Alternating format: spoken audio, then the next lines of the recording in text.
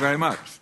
Well, if, as Dr. Johnson claimed, language be the dress of thought, I suppose that what follows could be described as a form of semantic striptease, but performed, of course, with impeccable taste by our two teams of writers, Dilys Powell and Frank Muir, Antonia Fraser and Denis Norden.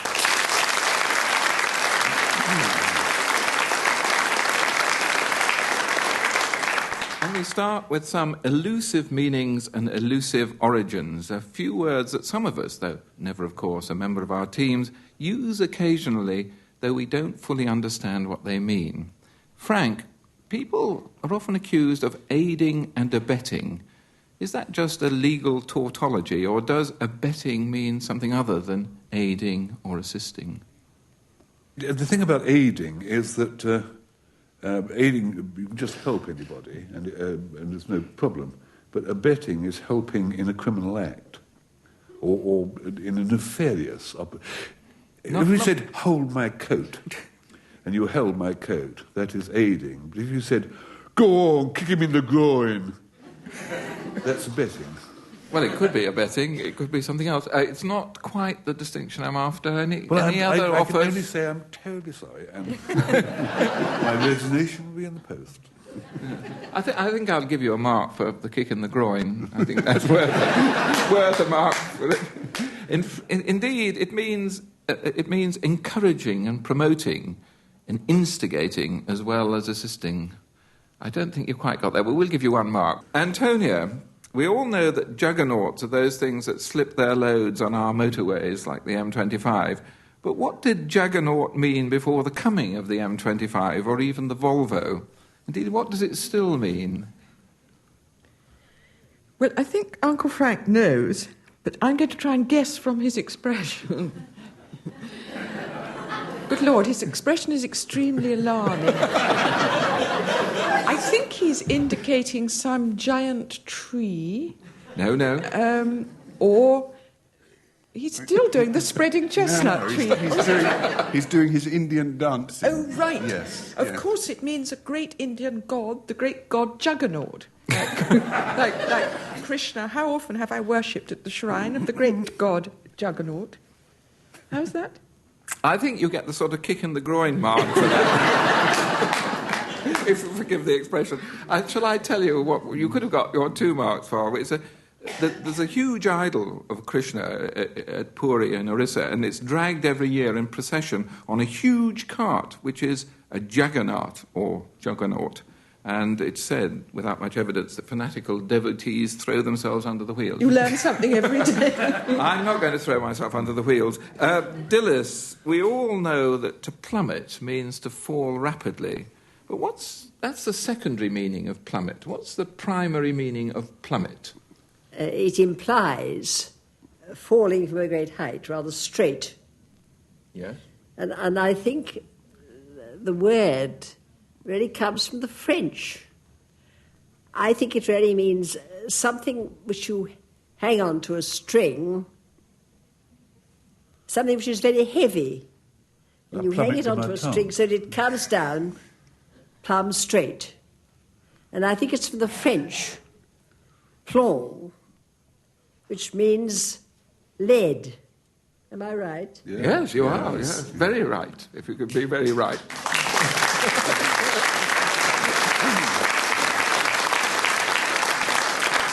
I will give you the full marks because of Frank's addition, the Plummet, La Plummet de Martante, wasn't it? Anyway, it's a lead weight on a line. It's sometimes called a plumb line, isn't it? Sometimes on a fishing line they put it. Denis, maybe you could help out an acquaintance of mine who over lunch used the word Martingale when he meant Farthingale. How would you distinguish between them? I would point out that they're spelt differently. A farthingale was a kind of Elizabethan item of ladies' wear. Quite cheap. Yes, quite cheap. Or it could have been a cheap drink, for that matter. And a martingale sang in bars. A martingale. And a martingale is I'm not very good on horses, but it's what a horse would wear, and I don't know what it is, but I would say that a lady would have. Is it? It's used with horses which crane their necks too high. I mean, you and Frank could do with martingales to pull your heads down. Well, we could do with it. It's something a horse has that we can do with. So between you get 2 marks. It's a strap or straps that keeps a horse's head down, and the farthingale is a hoop petticoat or stiff curved roll to extend a woman's skirt. Now, before we go on to round 2, let me give you the quotations that Frank and Denis have chosen for their stories. Frank's is, "Once more into the breach, dear friends, once more." And Denis's is, "I've got a little list," which is a line in the Mikado, Gilbert and Sullivan. Meanwhile, I want to know where and what some poets are describing.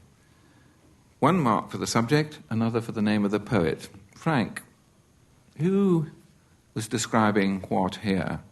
Stands the church clock at 10 to 3, and is there honey still for tea? It's Pooh Bear, isn't it? It's either Pooh Bear or it's Rupert Brooke, the old vicarage Grantchester. We wrote it in Germany, actually, before the First World War. I didn't realise that, in 1912. It's full of quotations, actually. Mm. It's a That's the last very one. good piece. Antonia, who was writing of what? "I will arise and go now, for always night and day I hear lakewater lapping with low sounds by the shore." Well, the lake was Lake Innisfree. And was it Masefield? No. Or Yates? Yates. Gosh. When I said Masefield, I meant Yates. The Lake Isle of Innisfree, but who's counting? We'll give you the marks. Dilys, who's describing what? "He clasps the crag with crooked hands, close to the sun in lonely lands, ringed with the azure world he stands." It's Tennyson. Yes? It's Tennyson describing an eagle. That's right. Full marks to Dilys.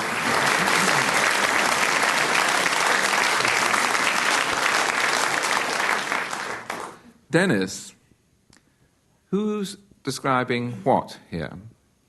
"Letters of thanks, letters from banks, letters of joy from girl and boy, receipted bills and invitations to inspect new stock or to visit relations." This is the poem that actually turned my son onto poetry. They put it out in television when he was quite young, and you can still recite great slabs of it from there. It's "This is the night mail crossing the border, bringing the cheque and the postal order." And it's one of very few cinematic poems, because it was written by W.H. Auden as a commentary for the days when the post office used to have its own film unit, for a poem called Night Mail about the night train going from London to Glasgow, and Harry Watt used to run this. And there's a marvellous cinematic line. "In the farm she passes, no one wakes, but a jug in the bedroom gently shakes." Full marks to Denis. Well, now we have to tighten our seat belts, because we're going back to that parlour game called Stepping Stones, in which you have to move from one word to another via words or phrases that link them together. Frank's already taking his tablets. For instance, you could get from dog to gang via dog watch, watch and chain, chain gang. Now, Frank, let's see. That's clever.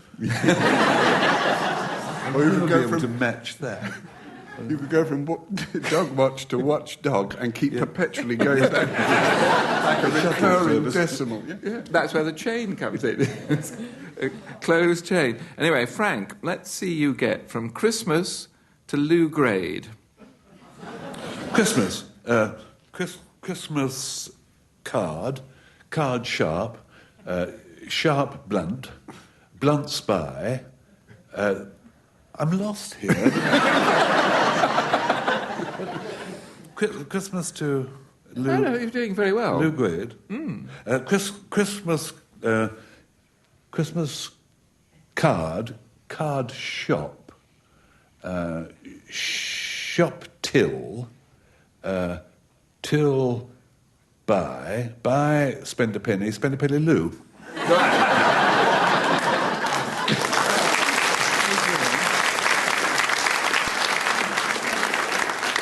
No groin factor. Antonia, yours is a simple progress from steak and kidney to New Orleans, or as they call it, New Orleans and New York, or Norlands, actually, if you live there, Norlands. Steak and kidney, kidney bean, beans mean health, health service, serving officer, officer in battle, Battle of New Orleans, which was lost by General Pakenham. How about that?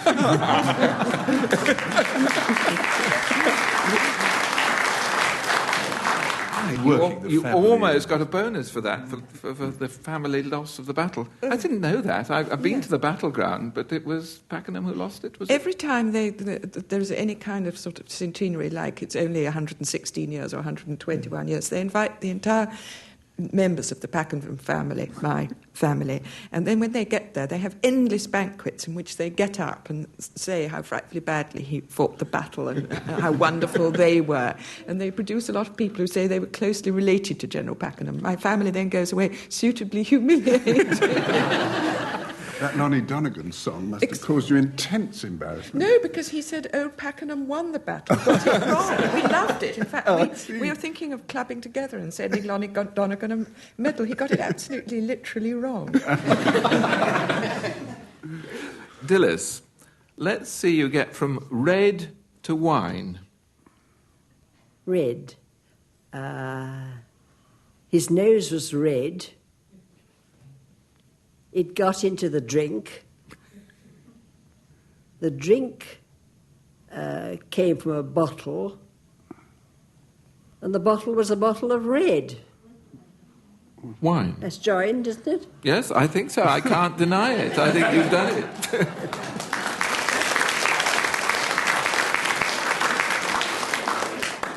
Denis, let's see how you would travel from the Old Vic to Hampton Court.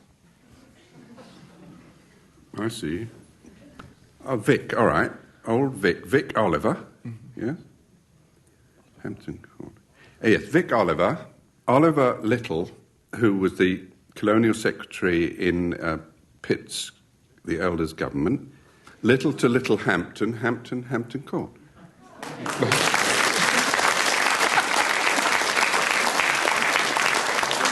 Before the letters come in, I would like to say that if Lonnie Donegan can say that Pakenham won the Battle of New Orleans, I can say that Oliver Little was colonial secretary in Pitt's government.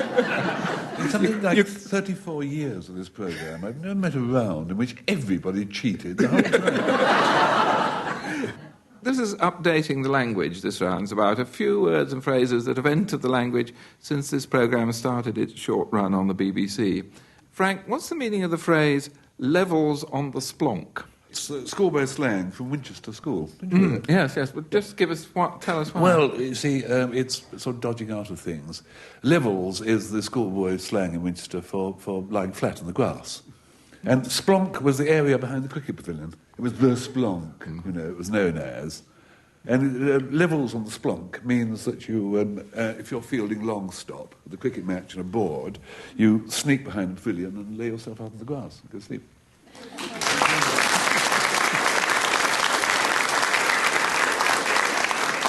That is the new meaning of levels on the splonk, for which you get your full marks. It's also bookmakers' jargon for even odds, which is an odd phrase in itself. It means betting odds or evens, but that's levels on the splonk. How do I know that you're right?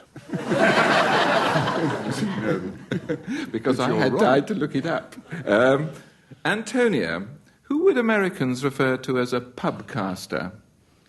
Well, I'd like to take you back to my school days this time, which I was at a Catholic convent. And the thing is that as the times moved on, the girls started to roam far and wide, and instead of going for improving walks, they used to go into pubs. And the nuns didn't know what to do about this. And finally, there was one member of the order who was American, and she said, well, we have this thing in the States called a pubcaster, who goes far and wide into pubs, dressed as a nun, looking for convert girls who may be inside this pub. And that is how the phrase pubcaster has come to be so frightfully useful. Two marks. More mundane use of pubcaster is in America, where a television presenter who works for public broadcasting is called a pubcaster. Dilys, what is the Donald Duck effect? I think it originated in a political figure who did a great deal of quacking without any result. I think we can all name somebody we would like to apply the phrase to. I can think of several. We'll give you the 2 marks for that. It does have a rather tedious other use, which is that it's used by NASA experts in Houston to describe that funny distortion of the voice that can occur during spaceflight if people inhale too much helium, I suppose.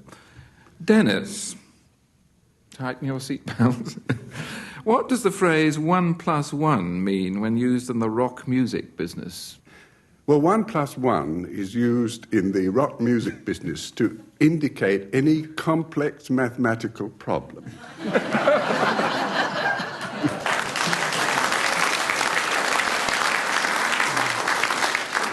You're a bit more of a mod than a duo, is it? No, it's a way of marketing tapes, selling tape cassette, which has one side has the music that you want to listen to if you're a rock enthusiast, and the other is left blank to record something that you prefer. To record something illegally.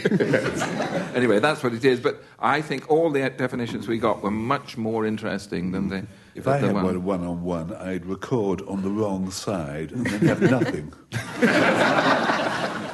Anyway, Frank, it's time for you to give us your story. I'm glad. And your phrase is once more into the breach, dear friends, once more. I don't know how I got through tonight's show. I've been biting back the sadness because we sort of lost a friend of the family, almost one of the family. So we always talked of our Denis, and not him. I wouldn't shed a tear for him. No, our motor mower. The Denis motor mower, I don't know how many of you are aware of these, is the motor mower. I think they were adapted from First World War tanks about 1920. And when we moved to our lovely estate in the poor quarter of Surrey, I bought the Denis. And it sounded like a red label vintage Bentley. Dum, dum, dum, dum, dum, dum, dum. And the speed the thing got up. If you pushed the accelerator forward very swiftly, it leapt forward, and unwary people below 9 stone in weight were carried along behind it, hanging onto the crossbar and fluttering like a pennant in cow's milk. It was, I suppose, looking back, our first food processor. We were having the Scouts to tea, 40 of them, and I discovered that if you jacked the Denis up and slid under it the tray used for draining the oil from the sumps of the car, cleaning it a bit, wiping it around with a towel or something, you could then start the mower and you could drop the food into the blades. And it chopped it up exactly like a mixmaster, whatever they're called nowadays. Mayonnaise. If you lowered the blades so they just went into the drip pan, and you put the oil in very, very gently while the blades just turned round the egg yolks. Perfect. Ironing curtains. If you've got a couple of blow lamps, heated up the rollers, laid the curtains out, on the crazy paving. Beautifully ironed. And yet, it's no longer with us. It was just this week. I was taking the 3 old ladies to the clinic in the grass box. Tuesday. I find they can sit quite comfortably. I was on the seat. And I was driving. I don't know. Do you know Trump's Green? Just near Virginia Water. Well, there's a hill down and there's a railway bridge across it. And I was going along with the ladies, quite a low speed, and suddenly a woman police constable shot out and said, "Stop!" Please. I recognised her. It was Woman Police Constable Warple, Daphne Warple, not an unattractive lady. And she said, "Will you stop? And chase that criminal." And there was a small girl of about 6 who was on skates. And she said, "Stop, stop," she said, "Arrêtez, vilain." I think she was just on the off chance that it was a French child. And she said, I must commandeer this vehicle. I said, "Well, watch the old ladies, because they've got to be at the clinic at 3.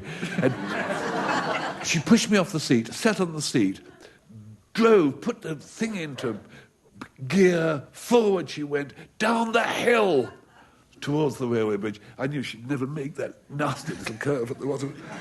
And she slewed round, lost control, slammed into the bridge, and my Denis is no longer. The mainframe's broken, the cylinder block's gone, there's oil all over the place. You would think, wouldn't you, in this tragic age of villainy, and that the police would commandeer one's car, and maybe, if one was unlucky, drive it into a tree. But one's mower into the bridge, dear friends. One's mower.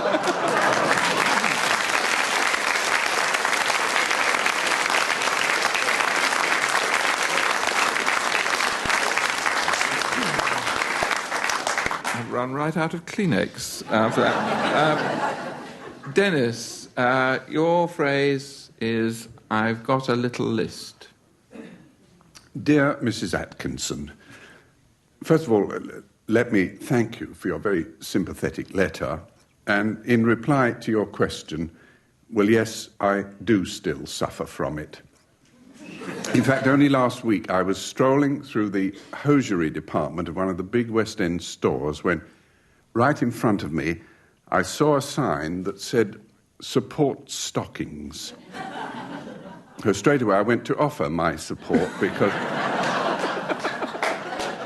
when it comes to that long-standing stockings versus tights debate, it's no secret which side I favour, especially the shiny black ones. And it wasn't till I noticed certain elasticized hosiery in that counter that I realised what had happened. Once again, Mrs. Atkinson, I had fallen prey to the strange mental disorder you are inquiring about, the one known in medical textbooks as literalism. Now, they describe this distressing condition as a congenital inability to take words and phrases other than literally. So if, for example, a sufferer sees an advert for microchip toasters, you'll wonder how many people like to toast microchips. Or if he comes across a tin of turtle wax, he'll find himself musing about the exact number of pet owners cursed with squeaky turtles. What it is, you see, Mrs. Atkinson, is that for literalism victims, the mental images that language conjures up, the interior pictures, they're just not the same as for ordinary people. That's why whenever a weatherman points at his little map and says, "Well, as I forecast, the rain kept up all day," I become filled with an unreasoning fury, because, of course, the literal truth is that the rain did not keep up at all. It kept coming down all the time. Or to give another example from my own experience, when I still come over all hot when I remember my first plane flight and what happened when I heard the stewardess say, "We are now coming into land, so will you please extinguish all cigarettes and put your seat in the upright position?"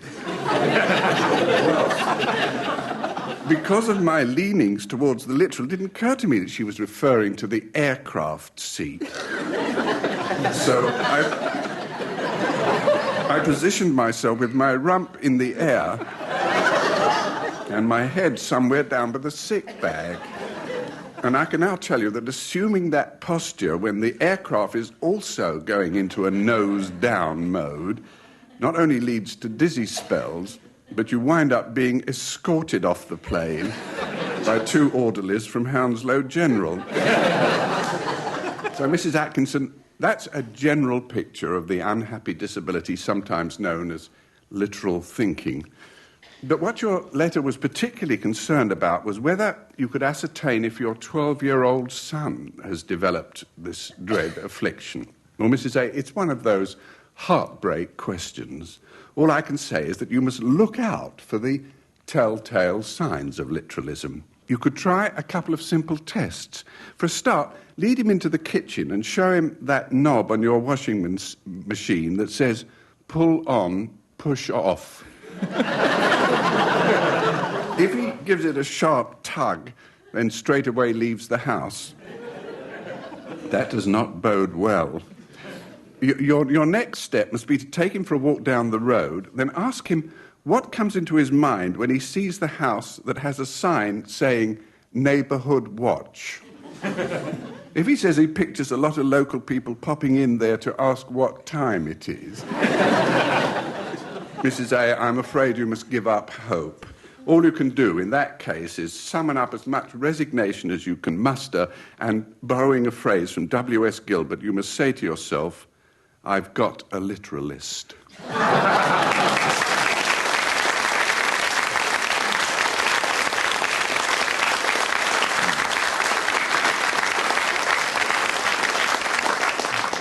Well, while Denis was having a word with Mrs. A, we've totted up the marks on the back of an envelope, and I can announce that today's result is a draw.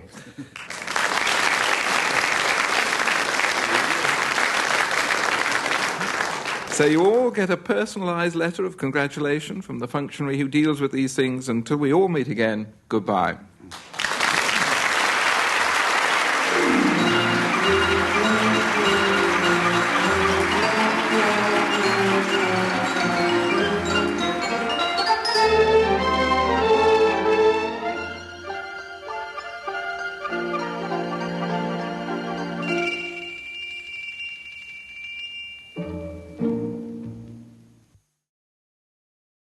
My word.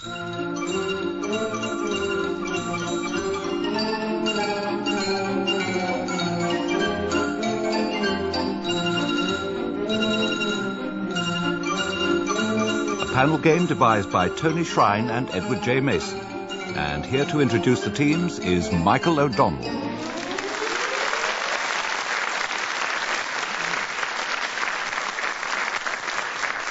Thank you very much, and welcome to another bout of competitive bandying, word bandying, between our 2 teams of accomplished bandiers, Dilys Powell and Frank Muir, Antonia Fraser and Denis Norden.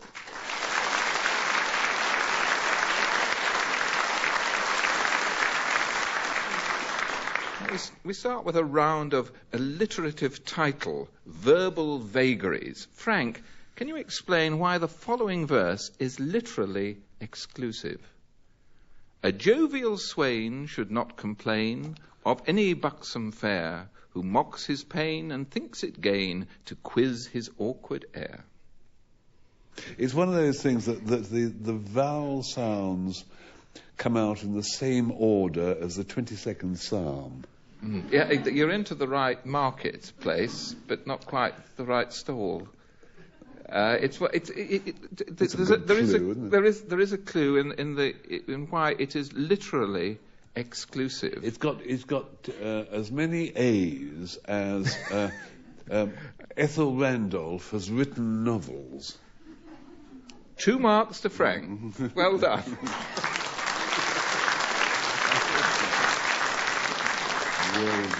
2 marks for inventiveness, that was. What the answer that's written down here is it contains all the letters of the alphabet except the most common, which is E. So that was the literally exclusive. Literally exclusive, yes. Ah, yeah. In the same vein, Antonia... Possibly varicose.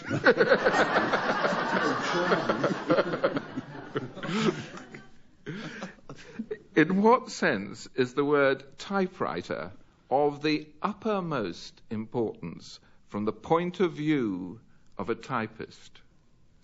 I instinctively, as one of the world's great typists, I'm tapping it out, and I seem to be at the uppercase. There'll be probably some other people almost as good as me at typing. Isn't it all uppercase? It is 2 marks for Antonia.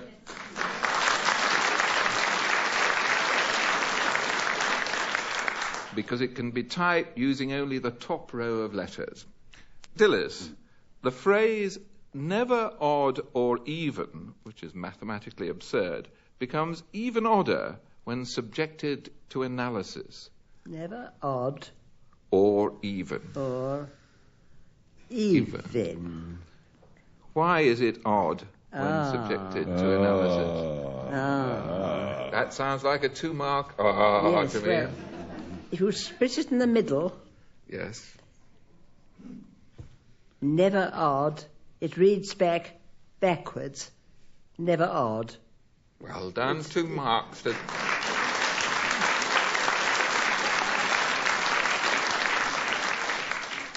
It's a palindrome, in fact.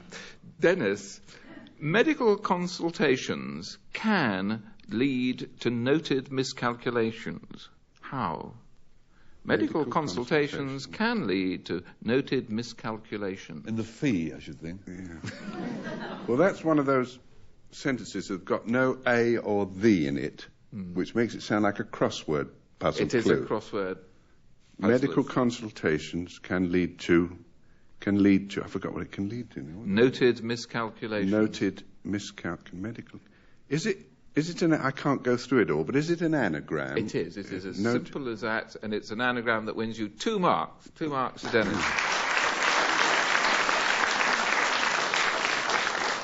We're getting a bit sort of crosswordy, aren't we? Well, Oh, well, we're not now, because before we go on to the next round, here are Frank and Denis are the quotations you were given for the last round. And Frank's is Round the World in 80 Days, the book by Jules Verne, turned into a film. And Denis's is A Little Learning is a Dangerous Thing, from Pope's An Essay on Criticism. And meanwhile, we'll return to a traditional my-word killing ground, origins and derivations. Frank, what is the origin or derivation of to pull somebody's leg? I think it might be to do with the Navy thing of showing a leg when women were allowed on board, and you asked them to show a leg, so they shoved a leg out, and it was male or female, which ridiculously is true. And it could be something like that, to pull a leg, to get some sort of inside information. To pull somebody's leg, the origin is believed to be in the 18th century, when muggers come pickpockets upended their victims by tripping them or pulling them by the leg, and when they tippled over, they emptied their pockets. Rubbish. I mean, why they up anybody by pull them by the leg? Not playing rugby. Well, utter rubbish. I don't subscribe it's gone to out it at of all. it's gone out of fashion now, but that's the origin that we have here. That was the marked origin. Antonia, the origin or derivation of an odour of sanctity. Isn't it to do with the fact that when saints or putative saints are dug up, there is no odour at all? That's the odour of sanctity. They don't have an odour. That'll win you 2 marks. It's very nearly that. Well done.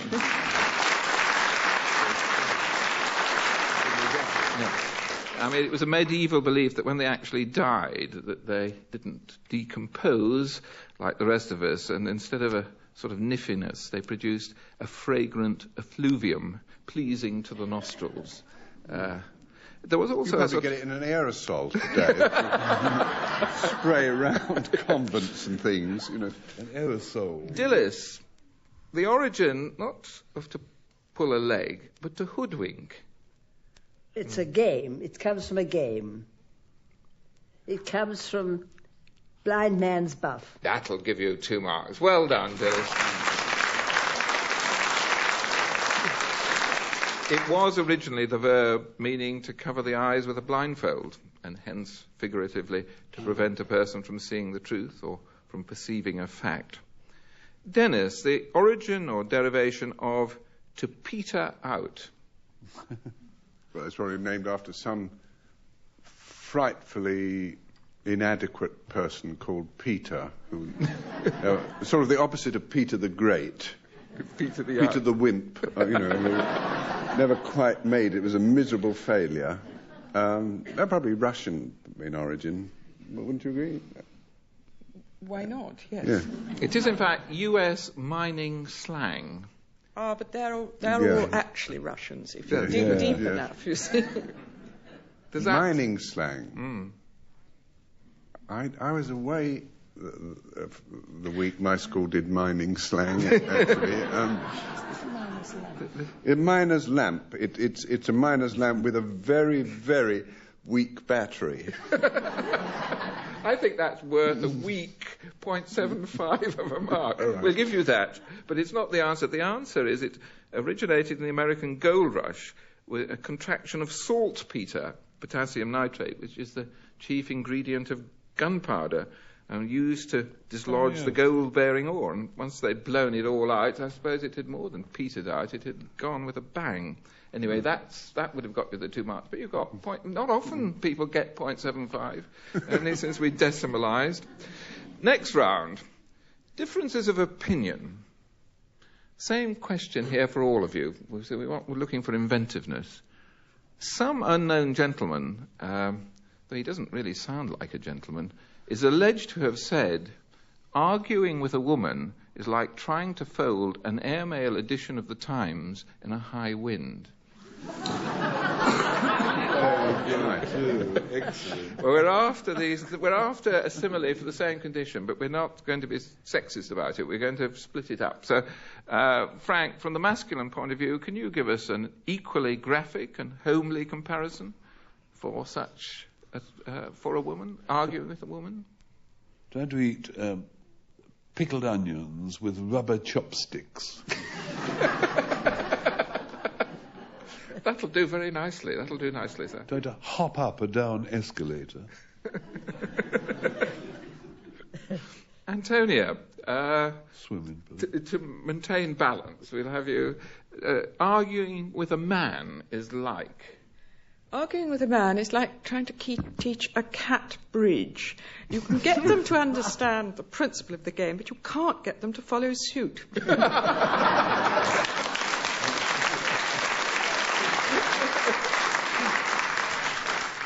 had the bitterness of actual experience.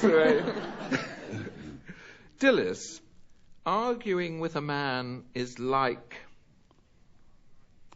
Well, there are two kinds of arguing with a man. There's the one in which the man looks at one rather pityingly. How clever of the little thing to understand what I'm saying. On the other hand, there's a slightly ferocious kind in which the woman says something absolutely harmless, as she thinks, and finds herself attacked by an absolute flood of general contradiction. And I think of that as walking down a quiet country road and being overtaken by an unexpected flooding of Niagara. This is getting very close to actual experience, it seems to me. But anyway, well done, Dilys. Denis, arguing with a woman is like. Arguing with a woman, you never know just how far the argument's going to get and how far back and how deep. I would say that arguing with a woman is like pouring tomato ketchup, because either too much is going to come out or too little is going to come out. And you also have to slap it on the bottom, don't you?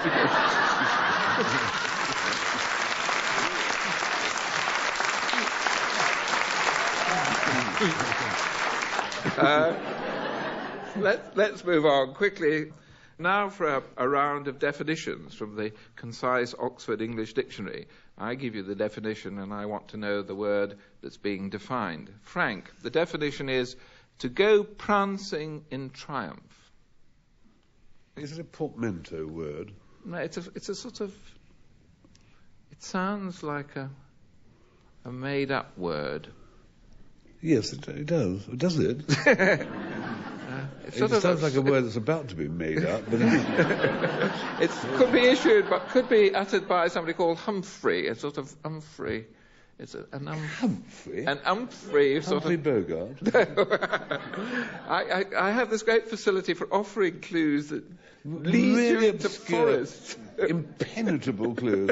Haven't got a transparent one, have you? No, I haven't got a transparent well, one. I resigned. Shall I put it, yes, to go prancing in triumph is how galumph is defined in the dictionary. Antonia, the definition is suitable for producing strength with beauty, especially of girls' gymnastics. There's something extraordinarily sexist about this programme. Perhaps it's just as well what with our chairman's remarks. Would sort of fit that too. Yes. It's a sort Eurythmics. of very near to it. But that is Eurythmics. Yes, it is. Yes, but it's not. That's not the word in the dictionary. Calisthenics. Calisthenic. Well done. 2 marks. It's a nasty, sort of clinical Danish word, isn't it? Yeah. Calisthenics. Yes. It's not. Yes, it's Not happy, is it? it's leotarded. Dilys. Oh, well, here's something much more straightforward. The grass parakeet or Australian lovebird. It's probably the commonest bird in the British Isles that lives in a cage, in an ungilded cage. These days, what is the commonest bird you'll find in a... Only a bird in a gilded cage. A beautiful sight to see. As he was happy and free from care. But she's not. It isn't a sparrow, it's... But No, she's not, he said. But she's not. But she's not. But she's not. Budgie. But she's not. He's got... Budgie. Budgie, well done.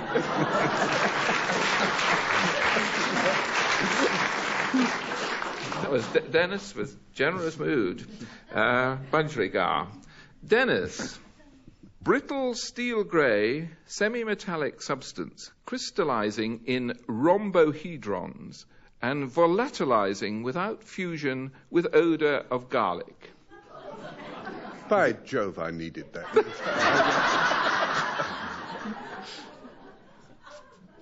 It's an engagement ring. There's about 4 words in that have to be defined before I can understand the definition. But I like the odour of... Your ring hasn't got an odour of garlic. Can I come a little closer? It's a common ingredient I love of the idea of murder kissing mysteries. your hand and reeling back. Yeah. It's a common ingredient of murder mysteries, this What, substance. it smells of... I don't know. You're a mystery writer. There's one that smells of almonds. Now, what's that? That's cyanide. I can Oh, that's tell you. cyanide, is it? This smells of old lace very often. Arsenic? Well, 2 marks to Denis. Oh. My clues are either puerile or obscure. Nothing Well, there's in 2 between. people on this panel. You write detective fiction, and so does Antonia. And so we shall see some murders now with this faint aroma of garlic lingering about the body. I was trying to indicate I've got a poison ring. I've been trying to tell you. Now we come to Frank's quotation. Round the World in 80 Days by Frank Muir. Did I tell you why I never drink tea? Because I don't drink tea. People say, do have a cup of tea. And I say, no, thank you. And then I make a little joke of it and say, I'm a teetotaler. And they sometimes laugh, too. And the reason I don't drink tea, because of this thing that happened when I was a lad. I suppose I was about 12 at the time. And I was in love with Gentian Tozer. Gentian Tozer was about 11 and a half. And monosyllabic. In retrospect, she had a vocabulary of about 12 words, which usually consisted of Who do you think you are? Oh, that'll be the day. But she was very attractive, and she was much beloved by all of us aged 12. I wasn't particularly handsome in those days. That came after. At that time, 12, I was 6'5" high, and very, very slim. In fact, I was broadest at my feet. I was about 7 inches wide, and very self-conscious about my appearance. So I decided to impress her. And I said, I'll impress you. And she said, who do you think you are? So I said, I will impress you. And she said, that'll be the day. So I said, if you come on Saturday afternoon to the old fairground off Vale Road, Broadstairs, you will see me perform the bicycle ride of death. Now, you see, this, off Vale Road, there's a field where the fairgrounds used to spend their winter quarters, and they had a wall of death there, which is crumbling a bit. And I decided to ride around it on my bicycle. Actually, I hadn't got a bike. I had to borrow one. I couldn't borrow a bike, actually. I had to borrow a ferry cycle. Do you remember ferry cycles? They were a bit small for a 6'5" chap. It was a bit difficult to ride. The knees had to go above the handlebars. And so I waited on that Saturday at the Wall of Death, rather nervously, because I wasn't sure whether I could get up enough speed on the bike to get horizontal around the Wall of Death. And also the door was missing. So if I didn't get up enough speed to clear the top of the door, I'd sort of shoot out of the thing like a horizontal bomb. So rather nervously, I had a cup of tea at the Orange Cafe, which was just by there. Very, very strong tea. And that was all right, but 20 minutes later, still no sign of gentian. So I went and had another cup of tea. Well, by 5 o'clock, I'd had 9 cups of the tea, and I felt very peculiar. I realised afterwards that I'm allergic to tannin, which is the stuff in tea which stimulates you. And I was I tell you, Michael, I was overstimulated. I went into a sort of haze, and I could hear my blood bubbling. Very peculiar, and I felt hepped up. I felt I want to go, you know. So I jumped on the ferry cycle, and my little legs, my big legs, were pedalling on those little pedals so fast with this condition I was in. It wasn't like pistons going. It was like the pistons of a toy locomotive, you know. It wasn't just up and down. It was. I shot forward on my ferry cycle. I shot into the empty door, round and round the Wall of Death. No problem at all. The whole thing was sort of blur, a kind of daze. I went right up to the top, and there I saw people assembling, saying, "Look!" And I saw my would-be beloved saying, "Who does he think he is?" Oh, that'll be the day. And I circled around, and I still went round and round, and suddenly this daze induced by this tannic acid wore off, and I slowly went round and fell off and dropped harmlessly in the mud at the bottom. And that's why I've never drunk tea since. There was, in fact, a notice in the local paper, in the Kent Messenger, no less. There was a headline about it all. The headline was called, "Around the Wall in A Tea Days."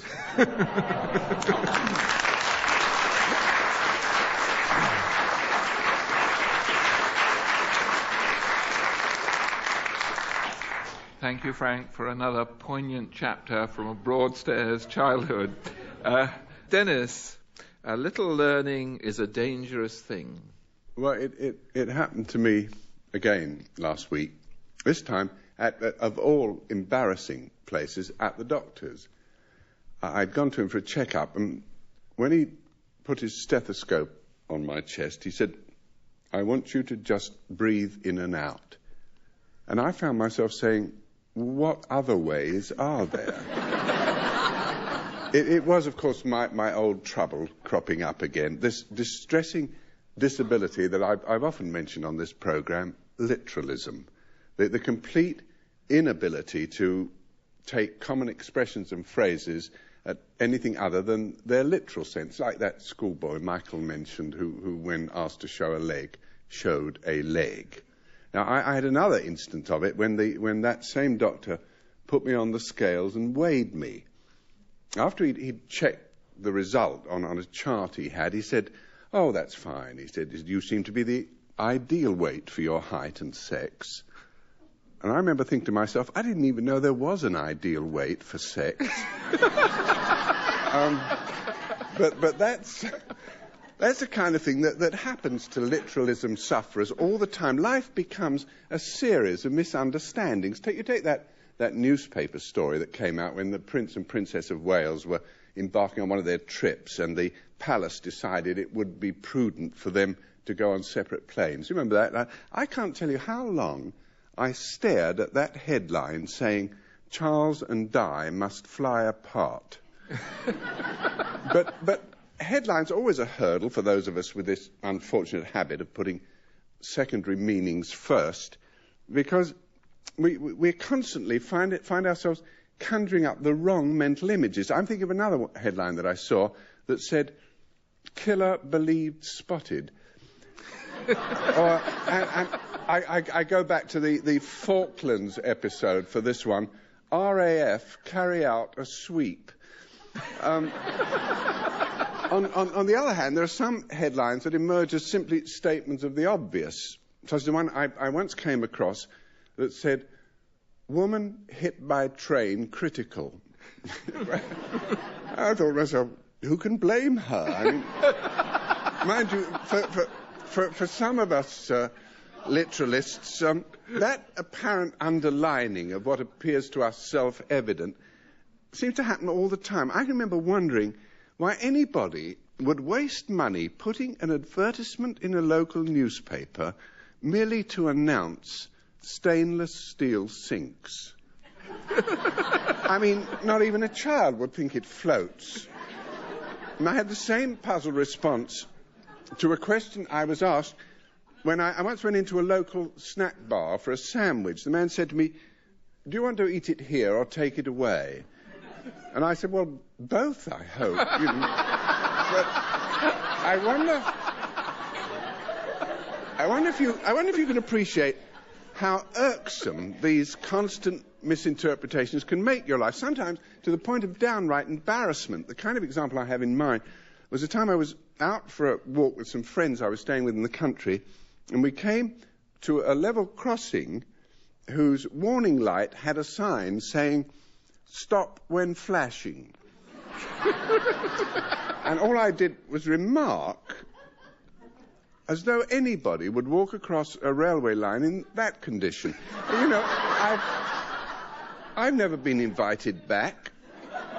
But the real point that I wanted to make on behalf of everybody suffering from my handicap is this. It's time people realise that literalism is more than a social inconvenience.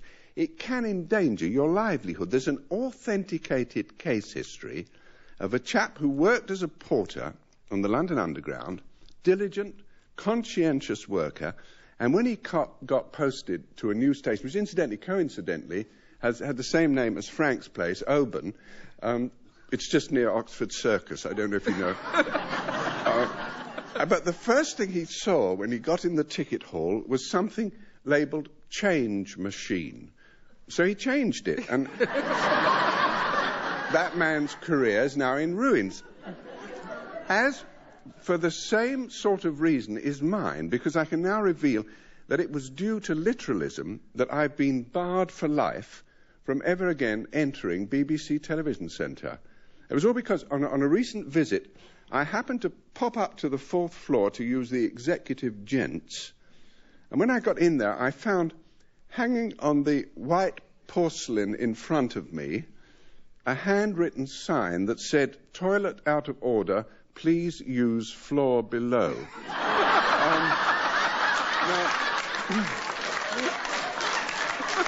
I do hope that will serve to convince doubters that, far from being merely a source of irritation, a tendency towards taking things literally can be downright hazardous. Or, if you prefer that phrase as Pope might have put it, a literal leaning is a dangerous thing.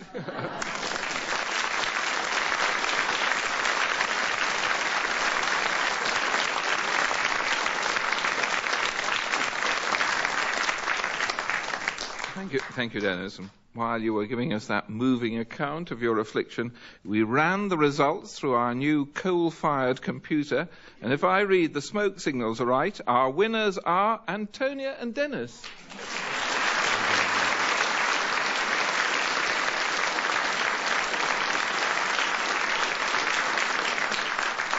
So it's their turn to be over the moon, while Dilys and Frank have to be as sick as an Australian grass parakeet. And until we all meet again, goodbye.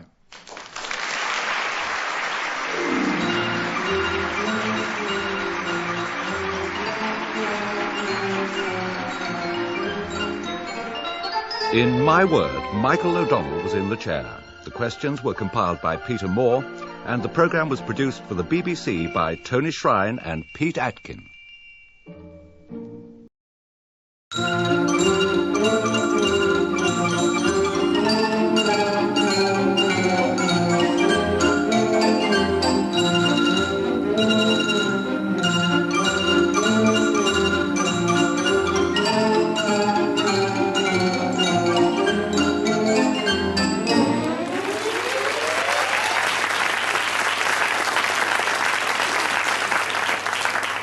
Thank you very much, and welcome to this programme in which we incite four people who have a way with words to have a go at a few lexicographical conundrums, or should it be conundra. And our teams today are Anne Scott James and Frank Muir versus Victoria Glendinning and Denis Norden.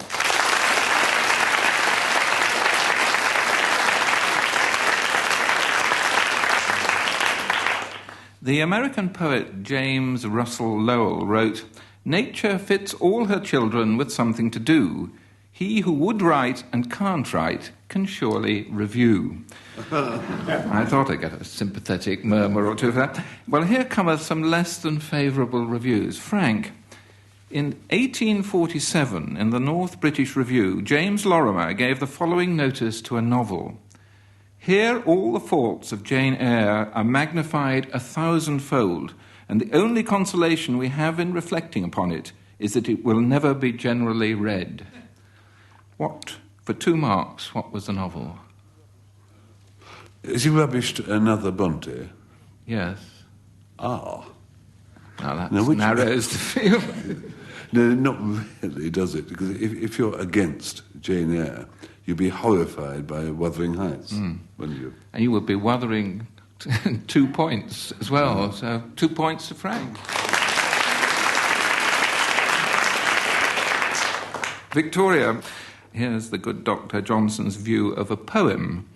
"The diction is harsh, the rhymes uncertain, and the numbers unpleasing. Its form is that of a pastoral, easy, vulgar, and therefore disgusting." Of what poem was he writing?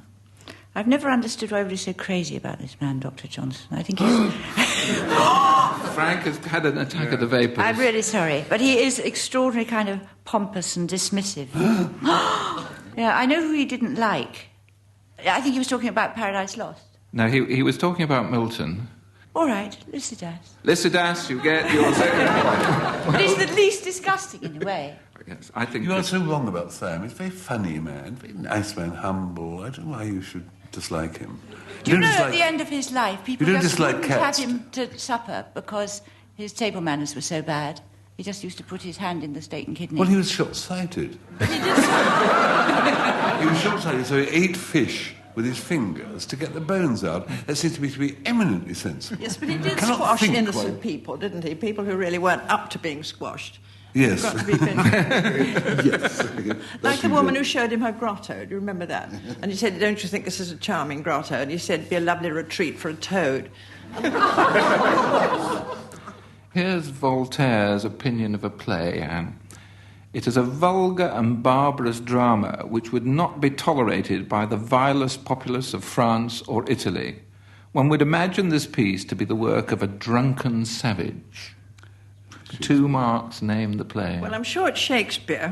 Of course, Voltaire was a professional iconoclast, wasn't he? And he was just being rather wicked and rather superficial. I've got to guess the play. I think it might be vulgar, barbarous. Well, I'd go... How anybody can say anything's barbarous who's written Candide, I can't understand. Hamlet? I will try Hamlet, but it's get... against my better judgment. well, against your better It's judgment, you get 2 points because it was about Hamlet. Well done. Denis, here's a rejection letter received by an author. My dear fellow, I may perhaps be dead from the neck up, but rack my brains as I may, I can't see why a chap should need 30 pages to describe how he turns over in bed before going to sleep. Name the work being rejected. It's just sort of strangely uneasy kind of slang it's written in. I think it's a bad translation. Or it is a translation. So it's a foreign work. A foreign chap. Are we thinking of a foreign novelist as yes. well? Oh.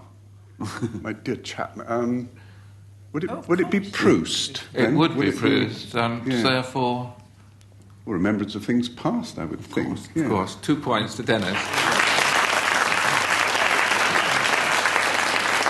It's vaguely like that sounded like The Magnet. That my dear chap, the awfulness is terrific sort of thing, isn't it? It sounded to me like a translator who wants to sort of give the flavour of it being a letter and has gone quite in the wrong direction. Now, before we go on to round 2, here Frank and Denis are the quotations you were given for the last round. Denis's is, "Love is a many splendid thing," which he describes as a high-calorie theme song of the 1955 film of the same name. Frank's is, "No man is an island," an overdone quotation. Now we go on to round 2, which is about connections. 2 marks for diagnosing the connection. Frank, who or what is the connection between the inventor of the nickname Namby-Pamby and Gracie Field? Well, now, the name Namby-Pamby was applied to a not all that bad a pastoral poet called Ambrose Phillips at the end of the 17th century, beginning of the 18th century. And it was applied to him, because, trying to curry favour with royalty, he wrote some children's verses which were very namby-pamby. And the word namby-pamby was invented, the epithet was invented by a good Yorkshire chap called Henry Carey. Not Harry Carey, Henry Carey, who was famous, or was still in the books nowadays, because he wrote an extremely popular ballad called Sally in Our Alley. I'm wrong. I think you're very close. And Sally, the word Sally was a song sung by Gracie Fields, who desperately wanted to marry Sally. That's 2 full marks to Frank. Victoria, what's the connection between Aldous Huxley, John Whiting and Arthur Miller? That's a very sort of smart question. I knew I shouldn't have come. Aldous Huxley. Nothing smart about it. I think so. Really posh question. John Whiting. And the third one? Jonathan Miller. Arthur Miller. Jonathan Miller. Arthur Miller. I know John Whiting and Arthur Miller both... Is it Arthur Miller wrote about witches? Yeah. Women as witches, the witches of Salem, is that right? Yeah. And John Whiting, the Crucible. Yeah. That's right. And did Aldous Huxley write about women He too? wrote or did he say we were devils? Devils of Loudon. The devils of Loudon. Yeah. They all wrote books about women who were thought to be perfectly horrible. Possessed by the devil. Possessed by the devil. 2 full marks. They all wrote works based on an incident in which a group of women is allegedly possessed by the devil. The devils of Loudun, the devils, and the Crucible was the Arthur Miller one.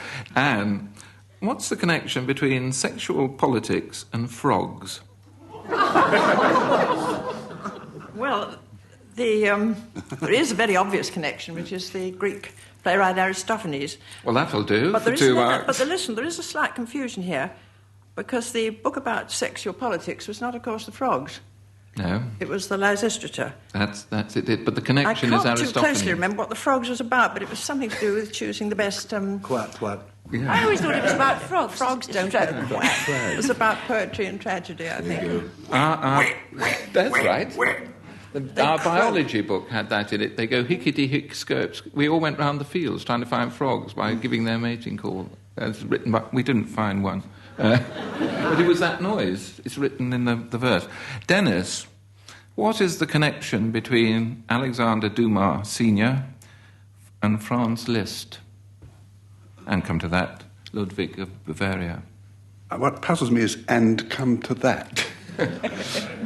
There's a film by Max Ophuls, or Ophuls, or however you pronounce it, a lovely film where Peter Ustinov plays a ringmaster.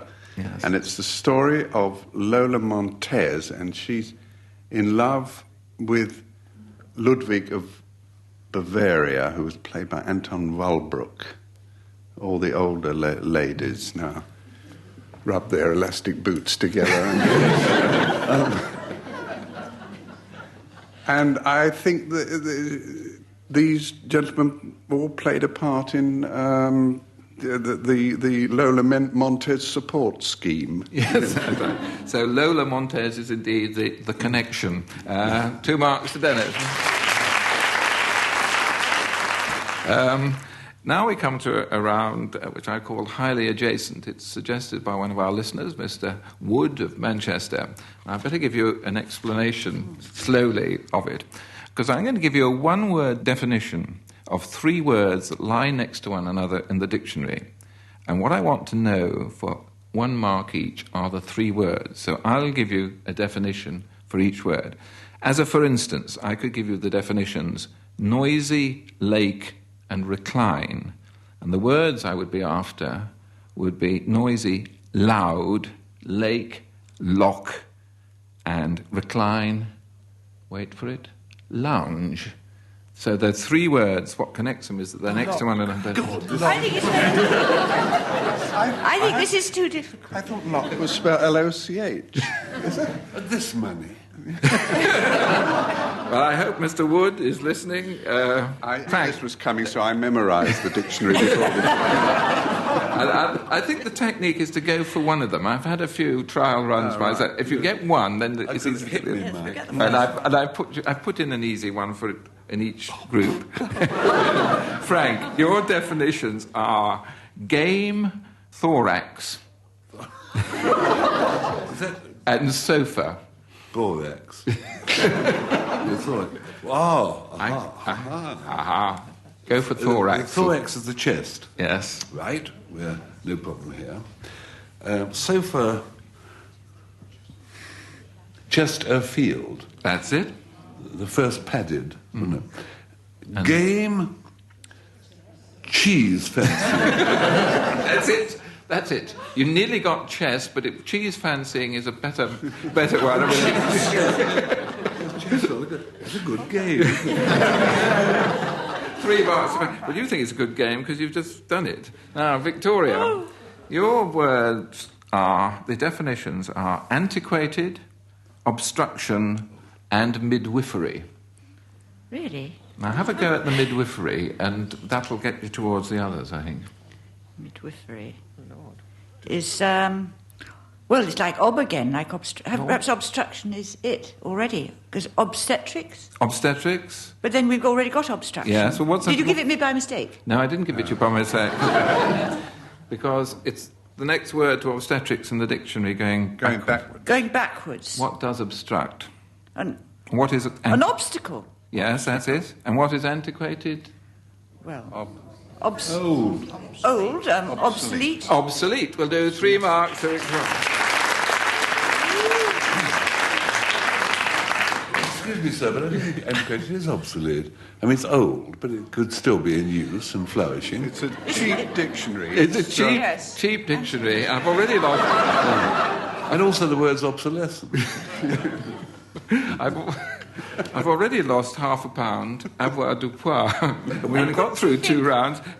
And your 3 definitions are string, pane, and sparkle. It's sparkle, little star, that sort of... Twinkle. That's it. Now we go backwards from twinkle. Winkle, Pain. it'll be there somewhere. Twinge. Will that do? And now string, twine. 3 marks.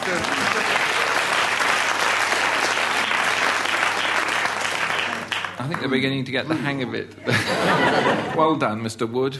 Now, Denis, belly, beggar, and interval.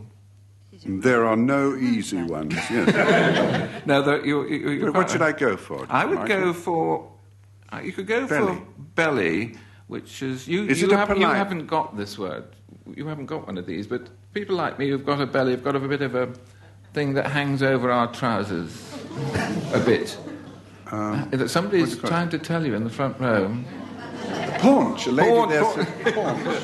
Paunch. Ah. She can see Fair round the side of round. the table. Right, so beggar Yeah. would be P-A-U something, or P-A-V, or pavan, and what was the other one? Interval? Interval, yes. It's Pause. Would interval Pause, be a yes. pause? So the beggar comes It's a between paunch and pause. Poor beggar, you know. It's a phrase. Pauper. Pauper. 3 marks. Now, let's follow that with a quick round of opening lines of what I hope are verses so familiar that you may have to do a double take to pin them down. Quickly, 1 point for the author, 1 for the name of the poem. Frank, much have I travelled in the realms of gold. I'm first looking into Chapman's Homer Keats. Well, 2 marks to Frank. Victoria, we are the music makers and we are the dreamers of dreams. It has to be Irish. They're the only people that have dreams. But it isn't Yeats, and it's another somebody else. And I don't know who the other person is. It's one of that pre-Raphaelite something. mob. O apostrophe. O'Shaughnessy. O'Shaughnessy, Well 1 done. mark. Yeah. And His initials spelt the word or. I always A-W-E. He was. Yeah. that's right. Yes, Arthur William Edgar O'Shaughnessy. And he wrote, well, you don't need, if you having got that length of name, you can give you the 2 marks, because you only call it Ode. 2 marks. Anne, ethereal minstrel, pilgrim of the sky. That's terrible. Over to you. One of those birds that we... Oh, a skylark. Yes? Shelley. No. The other one. The other one. Keats. No, Byron. the Lake District. Rogers. Wordsworth, 2 marks to... Dennis, your quickie. Glory be to God for dappled things. That's called... I can't remember. Yes, it's by Gerard Manley Hopkins, and then it's counter-original, spare, strange. It's got all funny punctuation in it, isn't it, with semicolons and things. And it's true. Yeah, but I can't remember. It's a synonym of dappled, and I can't remember it. Something beauty, Like a dappled beauty. No, not from Hamlin, but... Oh, pied beauty. Pied Beauty, Pied full Beauty. marks. Which brings us to Frank and Dennis's quotations. And Frank's is, no man is an island. This is a tale of history, really. It's a love story, and it also explains how the Wexford Musical Festival in Ireland came about. It concerns London in the early 17th century, when the Pilgrim Fathers asked if they put in to James I for a charter to leave these shores and find a quicker way of getting rich on the shores of America. They just escaped. It was the first charter flight, actually, in history. And we are concerned with 2 men and a girl. This love story. The first is John Donne. And John Donne was a kind of poet, metaphysical poet. He's also a semi-clergyman. And John Donne used to take services, but not important services, just the evening quickies. The morning services were grand and lots of choral singing and everything. And it was just a sermon and a Gregorian chant. It was sermon chant at evening. And John Donne was in love with this girl, Anne Moore. She was also loved by another chap called Norman Conquest. Now, Norman Conquest was a rather flash character, unlike John Donne. And Norman Conquest wore slashed doublets and purple hose, and he had a little Elizabethan beard, like a ferret's armpit in a high wind, and terminal acne. And now both of these were, in fact, during the day, were broadcasters in a sense, what we would call them now, because the old wooden O on the South Bank had spawned these chaps who wanted to take broadcasting outside the theatre, to broadcast, in fact. They went round with big megaphones, and Norman Conquest used to sing all the popular songs, and he was called Woody-O 1. And John Donne used to do interviews on the street corner with people, and he was called John Donne of Woody-O 4. And Anne Moore decided to marry Norman Conquest, and John Moore was shattered by this. So he laid plans, and he knew that Norman Conquest was frightfully ambitious and wanted to be a big thing in showbiz. And there was this Yorkshire schoolmaster, failed, called Wexford Squeers, who wanted to go to Ireland and form this arts music festival.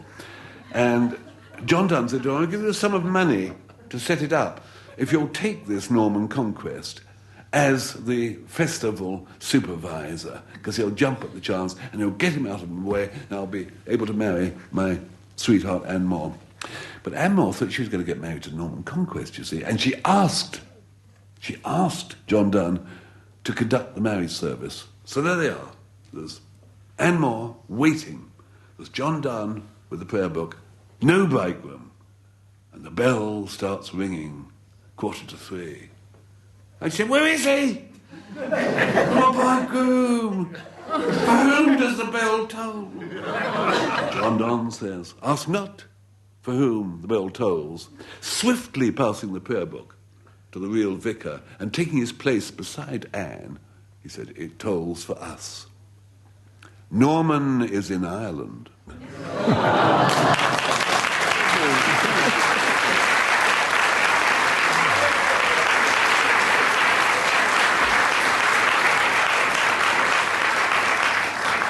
That evoked a very satisfactory groan, I thought. Denis, love is a many splendid thing. Well, it's a variation of Love is a Many Splendid Thing that greets visitors to our home if they happen to enter what John Pudney called the smallest room.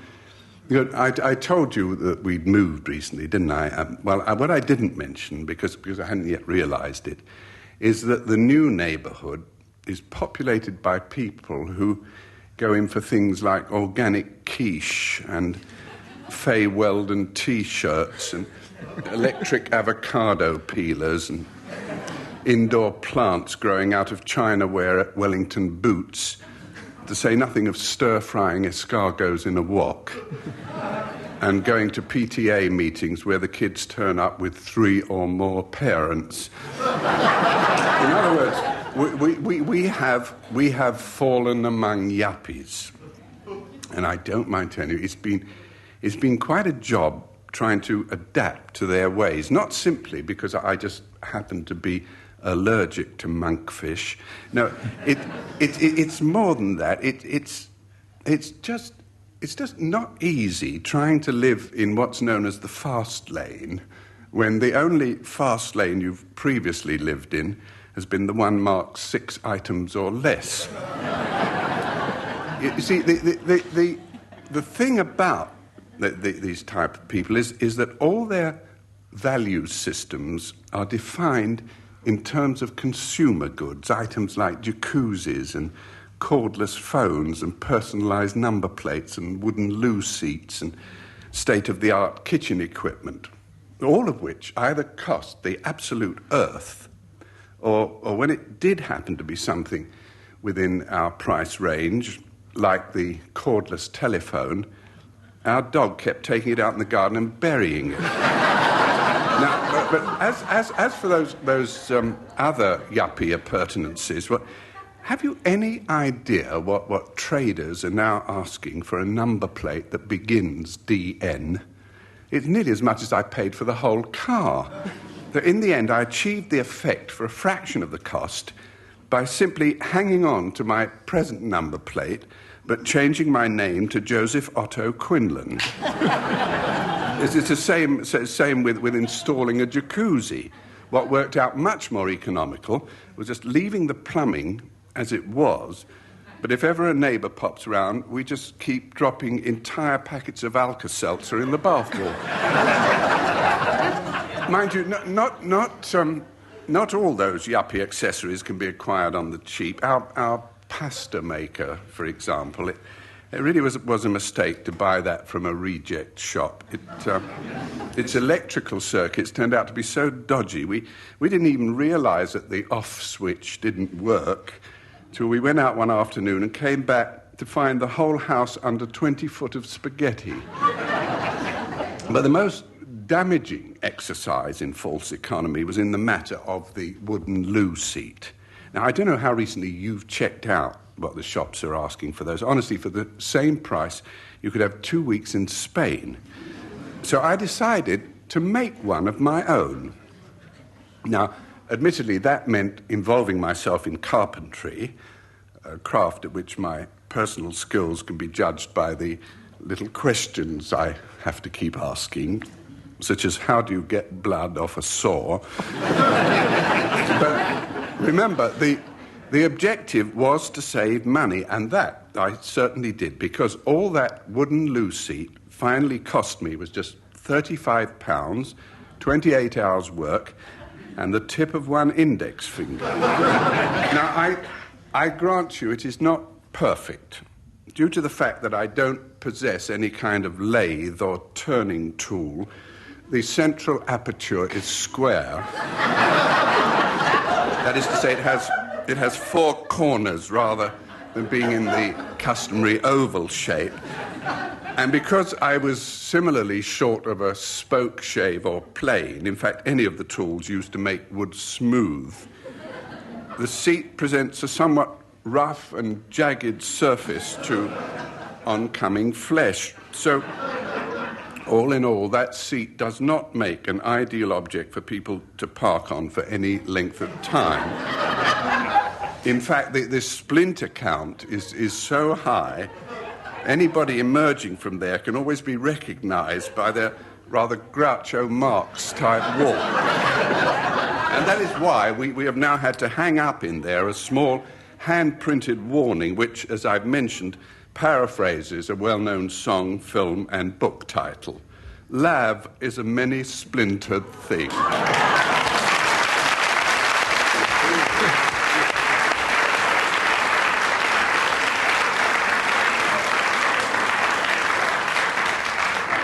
Well, while Denis was causing us a certain amount of pain, we've crunched the numbers on our abacus, and I can announce that the result today is a tie.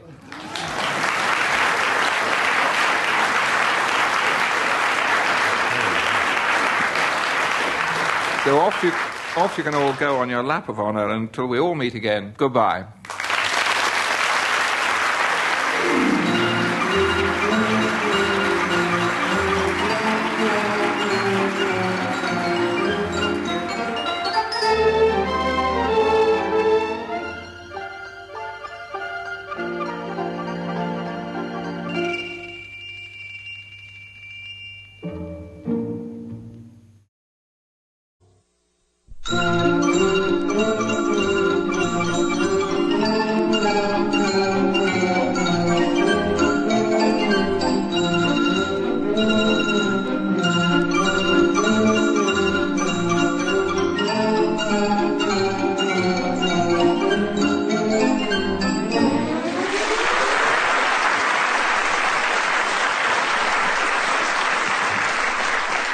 Thank you very much, and welcome once again to what's a bit like a scavenger hunt in a library.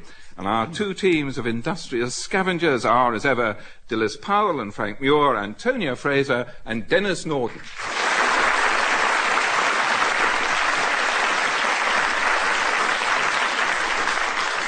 And we start with a round that's called 3 of a kind.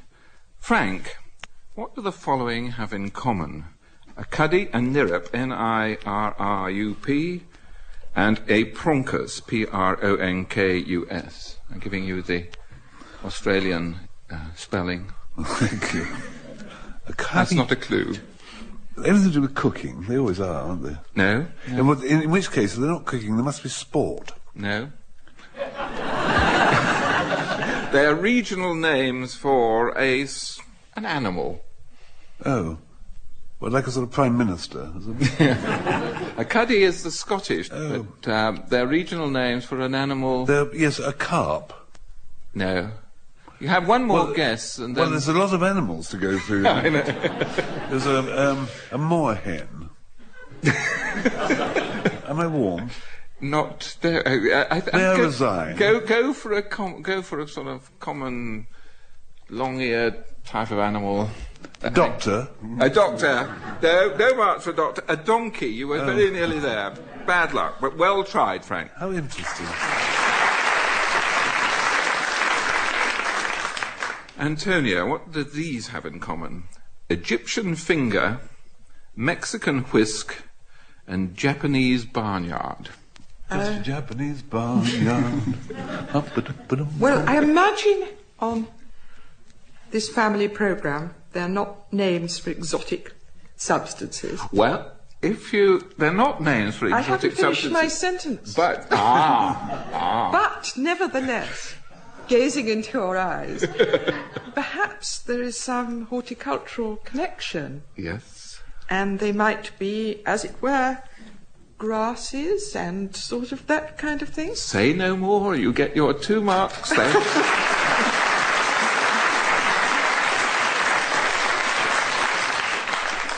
No poncus she. Dilys, what do these 3 have in common? Nickname, newt, and apron. Oh, that's one of the collection of those words which don't know what to do with the indefinite article. Yes, that's it, I think. Newt. Isn't a newt, it's an.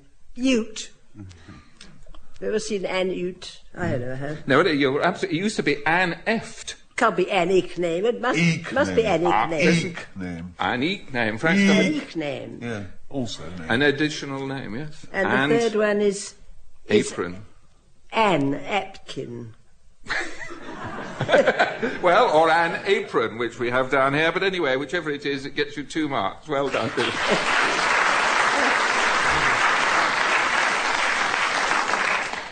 Now, Dennis, don't think too hard about this one. What do these 3 have in common? Billy-o, a cat on hot bricks, and nobody's business. Yes, they're all used as comparisons. Like Billy-o, like a cat. It should be really a cat on hot brick. Yes. Like nobody's business. Is that all it is? That's all it is? Who's Billy-o, do you think? Well, I wonder. I really thought when I was aged about 9 that it was running as fast as Billy O'Neill, who was in my class and was very fast. It was quite a disillusion when I discovered it wasn't. I wonder if it's one of those words for the devil or something like that. Billy-o. You mean by Billy or Billy-o? Because it's just a suffix, isn't it? Billy-o is like those choruses or songs. Now, before we go on to round 2, here are Frank and Dennis are the quotations you were given for the last round. And Frank's is, maybe it's because I'm a Londoner. Oh, that's a song by Hubert Gregg. Dennis's is, what can't be cured must be endured. A proverb beloved by doctors, but never knowingly used by me, I hope. Although it does date back to 1377, which surprises me. Well, meanwhile, we have a round which our word setter Peter Moore describes in a flight of extravagant fancy as a posy of pregnant predictions and prognostications. He may well have been on the tablets when he wrote that. Anyway, Frank, in 1818... a reviewer in Blackwood's magazine wrote, "It is a better thing to be a starved apothecary than a starved poet. So back to the shop, my dear sir, back to the plaster, pills and ointment boxes." Who was the poet he was writing about, and what was the poem? Probably written by Mr. Wilson. And it wasn't. It wasn't. But it was Keats' Endymion, and Shelley and Byron thought it killed him. He actually took 3 years to die if it did. Mm-hmm. Well, they were furious about it. And 2 marks to Frank.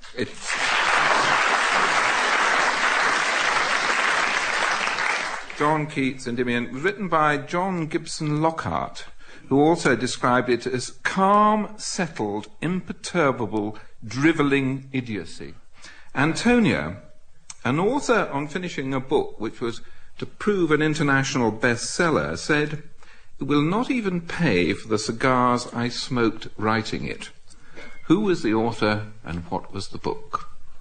He wrote a lot of it in a place where you do a lot of your research, if that's a help. In the British Museum. Any chance of it being Karl Marx? There's a very good chance of it being Karl Marx. And what do you think the book might have been? Was it Das K? It was Das K. 2 marks, Antonia.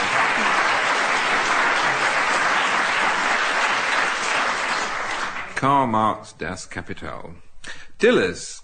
A.P. Herberts, writing in Punch in the late 1920s, wrote, "They are doomed to an early and expensive death." Who or what were the they he was writing about? Well, the only thing I know about A.P. Herbert is that he wrote a book called Holy Deadlock, which is about divorce.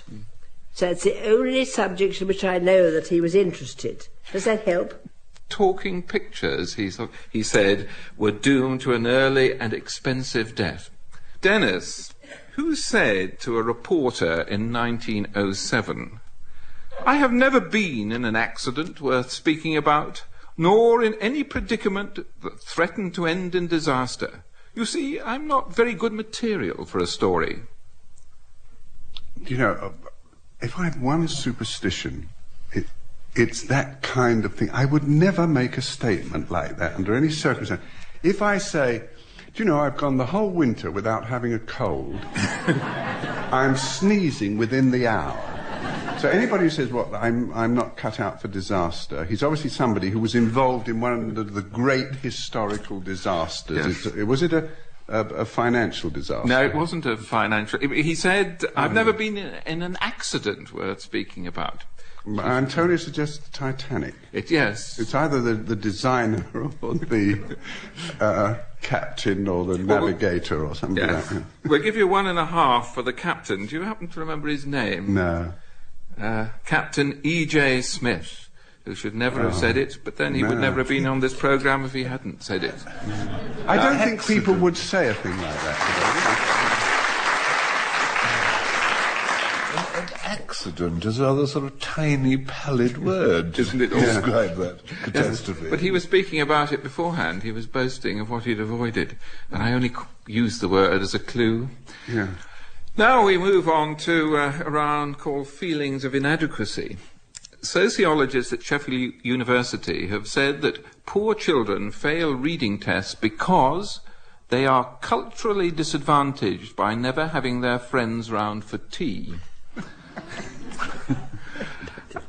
Thinking back to your own childhoods, can you recall any similar deprivation which might account for some present-day disability? Frank, can you think of something? Well, I don't like tea, so I couldn't have friends round. But I was deprived when young, quite sort of accidentally, and I don't know why, of sort of nursery rhyme books and earlier books. I was encouraged to read from the year dot, but somehow I was never came across Beatrix Potter and never came across Winnie the Pooh. And that really is, one has nothing to talk about in many conversations. But, it is true, that whereas a gent 100 years ago, his talk would be allusions to the Bible and to classical literature. Nowadays, you get an awful lot of references to Pooh Bear, Time for a little something. Am I not right? Yes. So I'm deprived. Antonia, any childhood deprivation? As children, we were totally forbidden comics. My mother felt more strongly about this than anything else. So naturally, we spent our entire time mainly stealing, but otherwise borrowing comics from other children. And we hid them in such difficult places as our bottom drawer. And were then amazed when my mother would be found, red in tooth and claw, tearing up comics, saying, "How could you have? You're not only Philistines, but you're deceitful." And I'm not quite sure how this has deprived me. But it certainly left me a mad, passionate buyer of papers and magazines. I still, when I go on a railway station, I head for the bookstore to the disgust of my family and start buying things which I've absolutely no intention of ever reading. I am indeed a very sad case.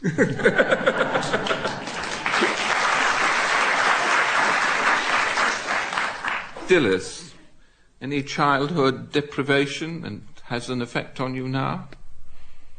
Well, I'm full of disabilities. The one which my friends regard as most disgraceful is that I can't cook. Well, you may say that's the result of incompetence or indolence. I think it's psychological. When I was a child, like most children, I kept pets. I never had any grand, sort of four-legged pets. I used to keep caterpillars. And one day I recall my caterpillars, who are usually extremely well behaved and turned into cocoons, and if I waited long enough produced butterflies, or usually moths, were found all going down the stairs, the whole lot of them. Stampede. About 6 caterpillars going downstairs. They didn't get as far as the kitchen. I wasn't allowed to have them in the kitchen. And to that I attribute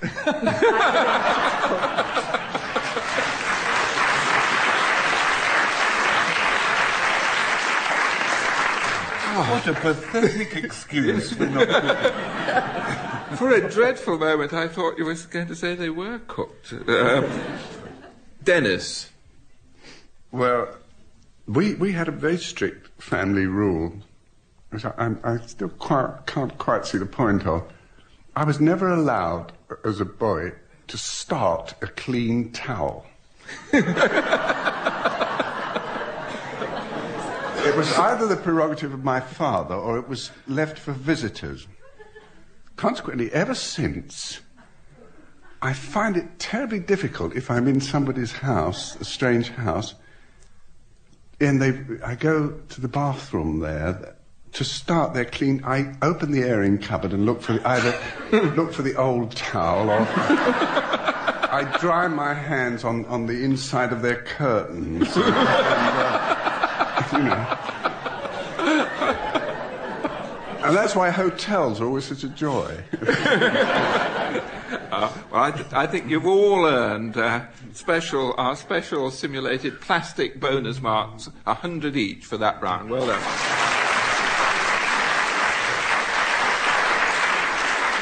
Now, sharpen your wits again, because we've got a round of verbal composites, or as they call them at political and trade union conferences, composites.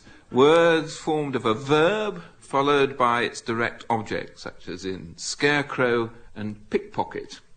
I'm going to give you a definition, and I want the composite. Frank, your definition is an improvident wastrel.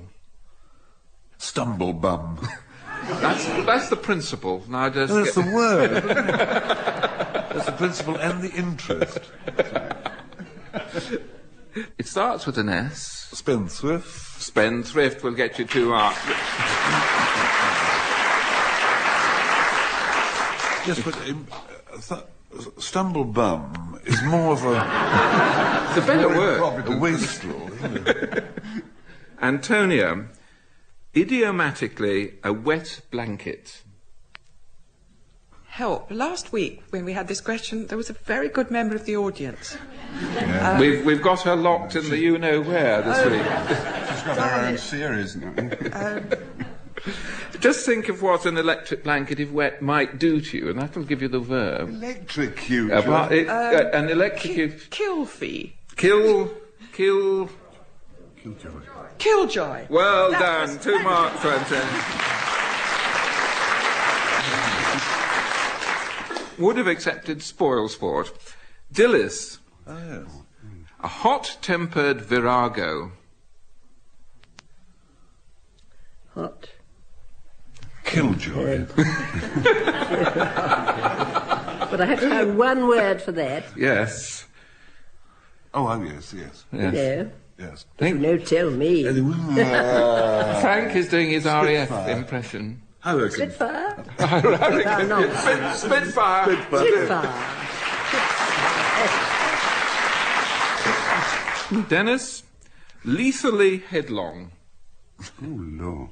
Lethally headlong. Stumble You mean bum. speed? Yes. Rake hell. No. I'll give you an alternative definition. Yeah. Mr. Pierpoint's method of dispatch. Hang. Glider. Yes, hanging. Breakneck is the answer on the paper. It's a real doctor's clue. That's raised a fever of intense apathy. Well, let us turn then for cheer to Frank and Dennis's quotations. And Frank's is, maybe it's because I'm a Londoner. Maybe it's because I'm a Londoner. I said this last week, actually, in Belfast. What happened was, you see, I met this surgeon on the beach in Mauritius, and the beach was covered with these bronzed dolly birds, the jet-setters of Europe. And I met this chap, roughly my age, a bit younger, walking along the beach, and he said, Belfast, could you do a speech? I'm a surgeon. And I said, when? And he said, quite soon. And we couldn't speak very easily because we were both sucking our stomachs in at the time. And I said, yes, of course I would. Well, so I had to agree to go over to Belfast to speak to the surgeons at the Royal Victoria Hospital. And, well, to cut a long story short, they're funny lot, surgeons, aren't they, and doctors, when you get talking to them. It was a gourmet dinner, which they have once a month to cheer themselves up. And it really is a gourmet dinner. I didn't, in fact, eat very much, because the chap on my right was a neurosurgeon, and he was talking across me to the chap on the left about the fact that if you give Wayfaring to people with high blood pressure in order to thin the blood, it thins the blood so successfully the blood actually leaks out into your skull. And the chap on the left said, no, it doesn't matter, because it's easy to remove from the skull by drilling in.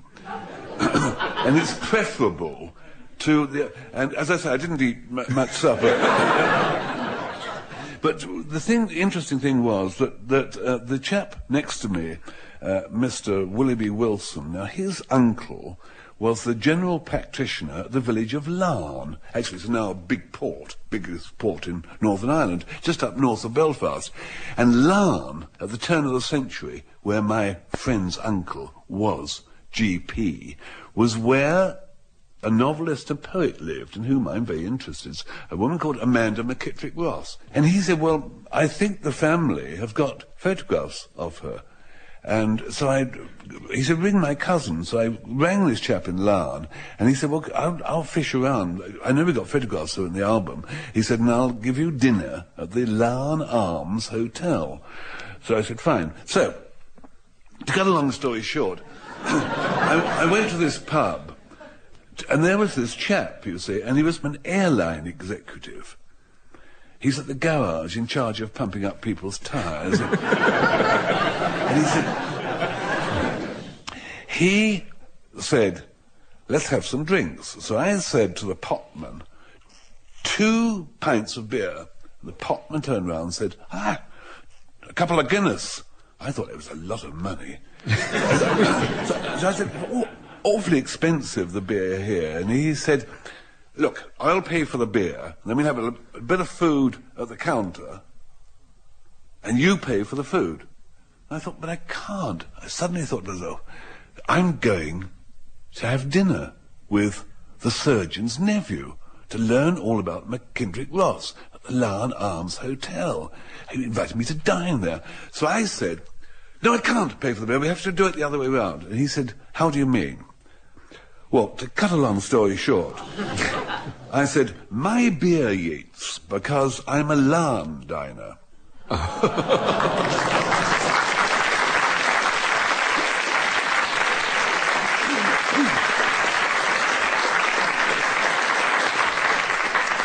Thank you very much, Frank. Word is, in medical circles, you're a big success in Belfast. Denis, let's see how you get on with what can't be cured must be endured. I believe I've mentioned to you that after living in the same house for nearly 35 years, we've now moved to another place about 5 roads away. And people ask me why. I've taken to telling them it's because I'm just a gypsy at heart, you know. But one thing that's different about where we are now is that because it's considered to be a high-risk area where burglaries are concerned, we've had to give quite a lot of thought to something we never did anything about in the old place, what's called home security.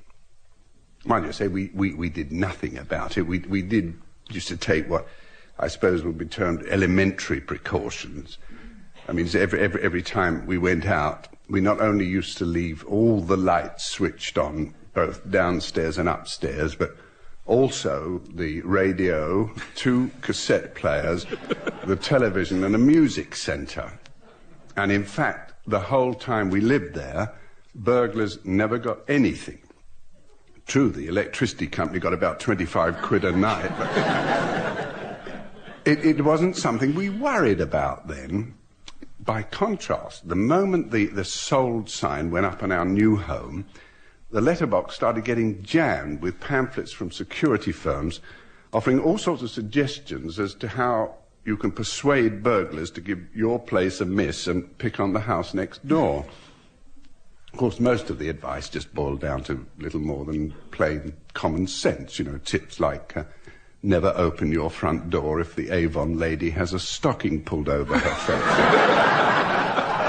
Or keep it shut if you see through the curtains it's 2 men with their legs chained together. You know. What I actually found myself much more drawn to were the latest kind of home security alarm systems that were on offer, because some of those really are quite fascinating. There's a few that make use of some state-of-the-art items of technology called heat sensors. In other words, they can get set off by the mere warmth of a human body. Now, well, I remember when I was a bit like that. But the system that really intrigued me was one where an unwelcome intruder doesn't just activate one of those bells or sirens that nobody takes a blind bit of notice of. He also activates a pre-recorded voice. Now, unfortunately, what the brochure for it doesn't mention is what the voice actually says. It's probably something fairly dull, you know, like help or police. And that's what made me wonder whether it could be modified so that the voice says something that's actually addressed directly to the burglar. What I mean is that as he's creeping round the room, if he unwittingly breaks an invisible beam, he'd suddenly hear a voice from nowhere saying, "What would your mother think if she could see you now?" Or perhaps you do realise you could get a 10 stretch for this. Or even more usefully, would you please be so kind as to pick up the insurance claim form on the mantelpiece and tick the list of items taken?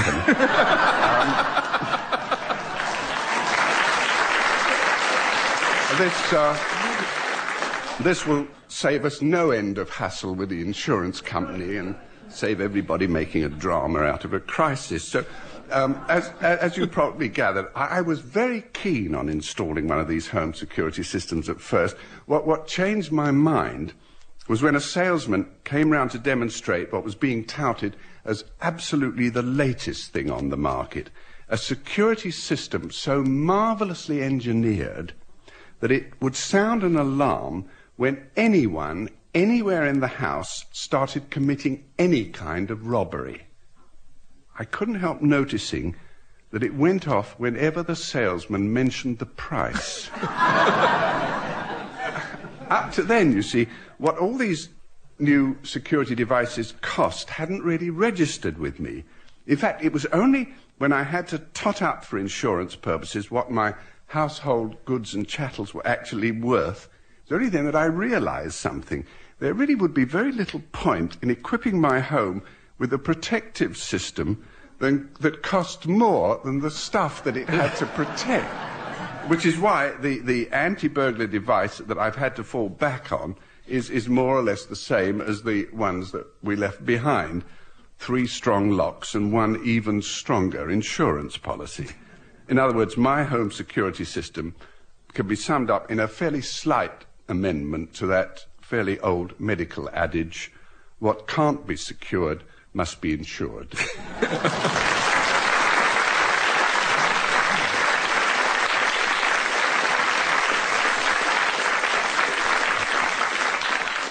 Well, thank you, Dennis. While you were giving us that security briefing, our brand new clockwork computer crunched the numbers and revealed that our winners are Antonia and Denis.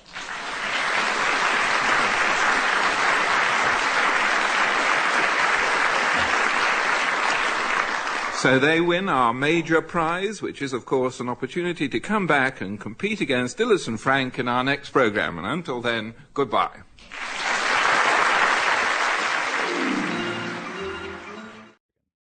My word.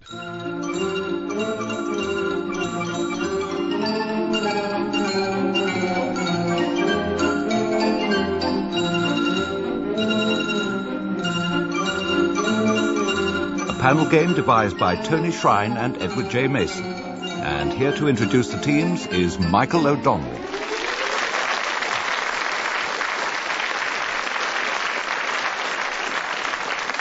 Thank you very much, and welcome to another bout of competitive philology, etymology, terminology, and let's face it, occasional codology, from our teams of omniologists, Dilys, Powell and Frank Muir, Antonia Fraser and Denis Norden.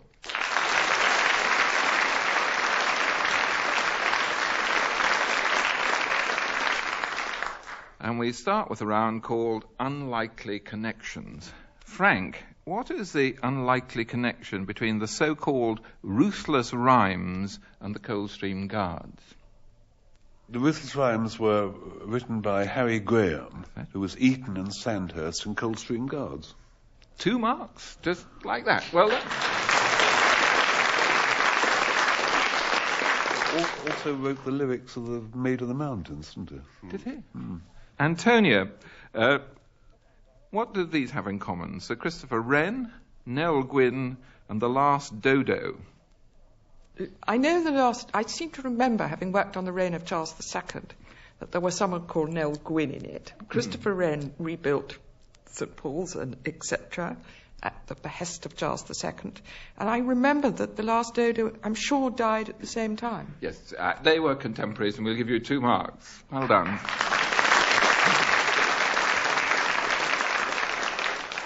Dilys, what do these have in common? Trooper Silas T. Cummerbuck of the 15th Dragoons. Dragons, it says here. I suddenly see in the script, but I'm sure it means the Dragoons, the 15th Dragoons, and the Ancient Mariner. None, I should have thought, but... it's an unlikely connection. It's very unlikely. I'm rather hampered by not knowing who on earth what's his name, Silas something? Silas T. Cummerbuck, which I think is spelled Comerbach, not... Cummerbuck. As it's I've never heard of him. Is he a real character or No, he was a pseudonym. A fictitious character. He was an Irishman, pseudonym, his name was. And the Ancient Mariner. Don't work too hard on it. Think of the most obvious connection there could be between the two, knowing that he's pseudonym. No. Was it the same man? Yes. As the writer of the one of 3. S.T. Sorry. Coleridge. Dilys? Yes. Did you hear what Frank said? No. What did I mentioned... I was toying with the idea of Coleridge, don't you think? Coleridge, were you? Yes, Sam. Really? Yeah. Oh, well, Coleridge. Well done, Dilys.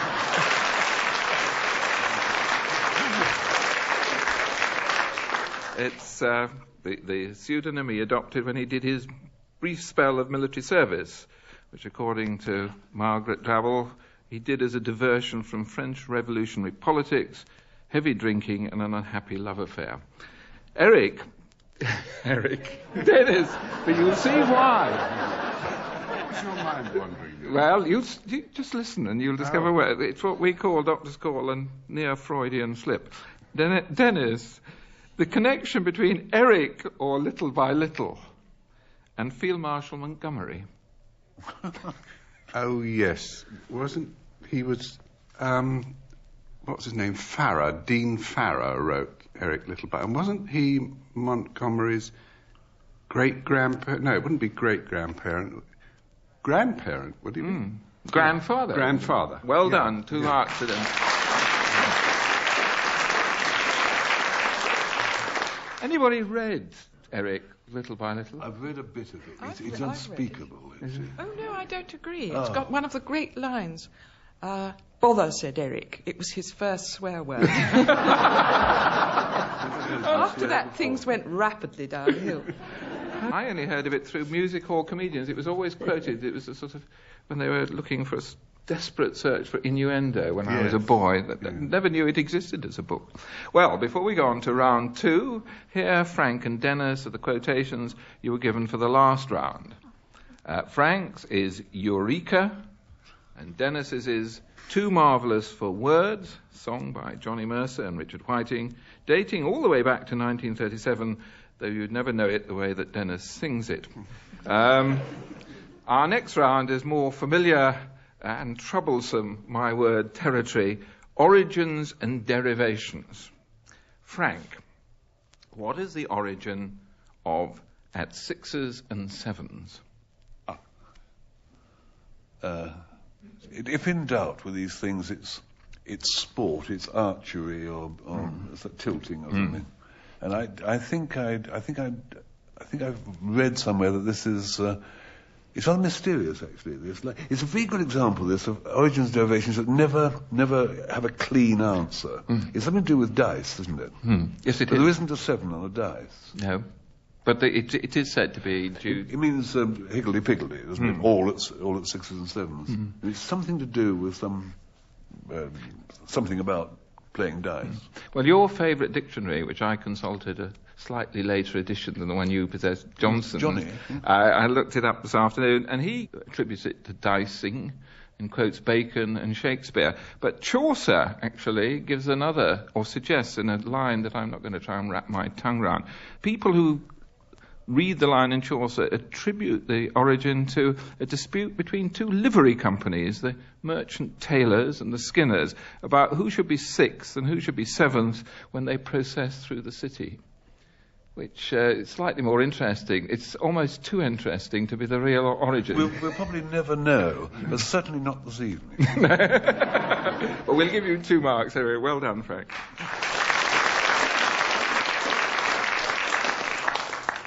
Antonia, the origin or derivation of dressed up to the 9s. Dressed up to the 9s. I don't know. Would it be on a scale of 10? It isn't actually. Think of it anatomically and sort of going I see, yes. up to near the top. Yes, so the 9s might be. Can you mean that? No, higher. Oh, right. The ears. No, very near. Yes, think of ancient words for another sense organ other than the ears. 9? No. Nose up to the nose. No. No. I only have 9s for you, said the Eyes. Eyes. Dressed up to the eyes. Up to the... Do you know what the obsolete word for eyes was? I think 9 would be a fairly good guess. Shall I give you 1 and put you out of your agony? Because I don't think I can help you anymore. Eyne, E-Y-N-E, is the Old English for eyes. Well done for that 1 mark. And Dilys, the origin of the grapes of wrath. That's a bit of American history. That's John Brown's body lies a bouldering in the grave. It's the battle hymn of the American Republic. That's it. We'll give you 2 marks for that.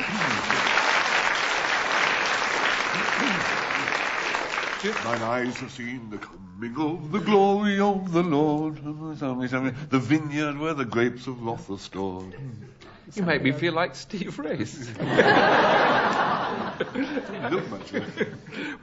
Do you know, Dilys, who wrote the lyric of the Battle Hymn of the Republic? I think her name, it was a woman. She was called Howe. That's right. Something rather... Julia something Howe. That's right. Julia Ward Howe. An Indian, was she? And our word setter, Peter Moore, thinks that she might have been inspired by the book of Revelation, the passage that goes, "And the angel gathered the vine of the earth and cast it into the great winepress of the wrath of God." So that's, anyway, you've got your marks. Denis, origin of a conspiracy of silence. We've got one in the studio at this moment. That wouldn't have an origin in the same way as dressed up to the nines, would it? No. In other words, it's not a sort of corrupted phrase. It's just a question of finding the first person who said it, I suppose. It wasn't all that afraid. long ago. Do you remember the No. It's an incident. It sounds like Macaulay, doesn't it? It's an incident that involved Oscar Wilde. Oh wow. No. Well, it was coined by a mediocre Victorian poet called Sir Lewis Morris, who, irked by the apathy of reviewers to his work, asked Oscar Wilde what he should do about this conspiracy of silence, because he was getting no reviews, to which Oscar replied, "Join it." And now we come to a rather fanciful round called Newfangled Nursery Rhymes. Some feminists, it seems, have rewritten Little Miss Muffet as Sturdy Ms. Muffet, who eats the spider and not the curds and whey, and the tabloid newspapers are always trying to persuade us that there are anti-racists trying to rewrite Bar Bar Black Sheep, though I don't believe a word of it. I just wondered if you'd like to turn yourselves momentarily into bigoted reformists and suggest other nursery rhymes whose titles or contents urgently in need of correction. Frank. As a member of the Barbers Unit, I think Bar Bar Black Sheep is most inappropriate. Yes. Well, we must change, mustn't we, a well-known one to Person bird, fly away home. The house is on fire. And as I was going to St. Ives, I met a man with 7 living, non-married consorts. That'll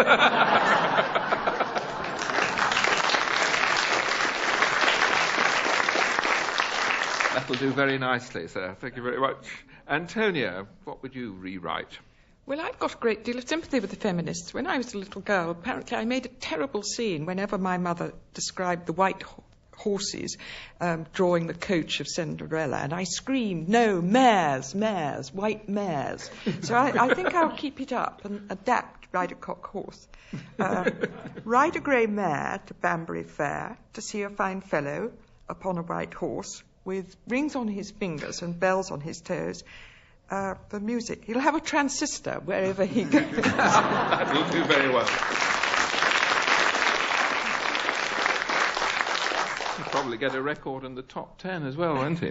Dilys. I had an underprivileged childhood. I never learnt any nursery rhymes. I can't Never think of... too late. Oh, I begin now. The only one I can think of is "This little piggy went to market."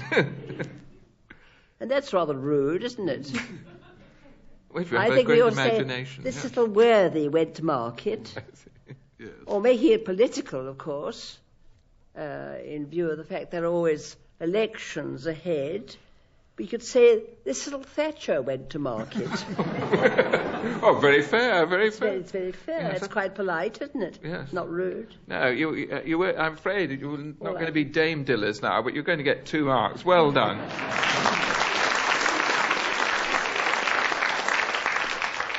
Denis.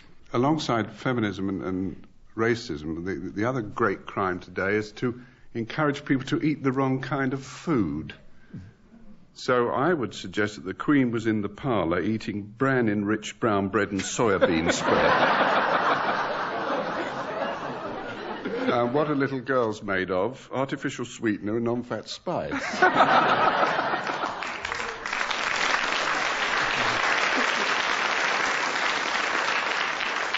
here's something to listen to. It's a chance excerpt from The Beth Book by Sarah Grand. It was published in 1897. And it goes, "The sky was an exquisite deep blue just then, with filmy white clouds drawn up over it like gauze. 2 points for the first person who can tell me why that sentence is worthy of note." Is it translated from something? No, that was the way I read it, but it isn't translated from it. You read it very well, all things considered. Should you have sung it? No. It's one of these Is it peculiar... like the Quick Brown Fox? I always suspect a sentence with a Z in it. Yes, but quickly say why. Because it's got all the letters of the alphabet. It is as simple as that. Oh, 2 marks.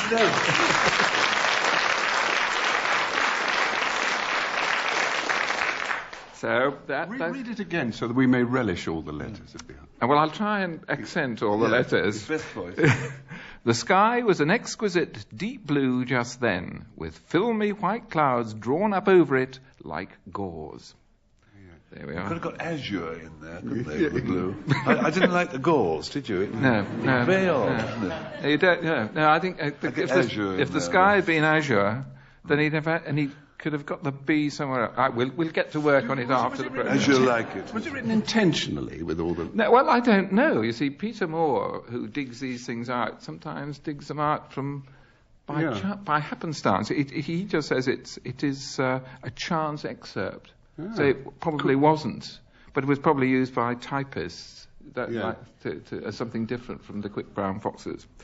So now let us turn to much more serious things and shout Eureka like Archimedes, because that's Frank's phrase. I get a very large mail, as you'd expect a man in my position to get. For instance, this morning there was my credit card bill came in, together with 8 identical letters from the chairman of the company inviting me to join it. I also get, as you would expect, extensive fan mail. And if I might just read you this one, which came. Dear Mr. Muir, I wonder if anyone has told you how dislikable you are. Dislikable is underlined. I cheer when Denis Norden wins. You always try desperately to draw attention to yourself and show off appallingly. Perhaps you think not being able to say your R's is sexy and attractive. But I can assure you it is stultifyingly boring. I wish you would fall down a well. Signed, a well-wisher. Now,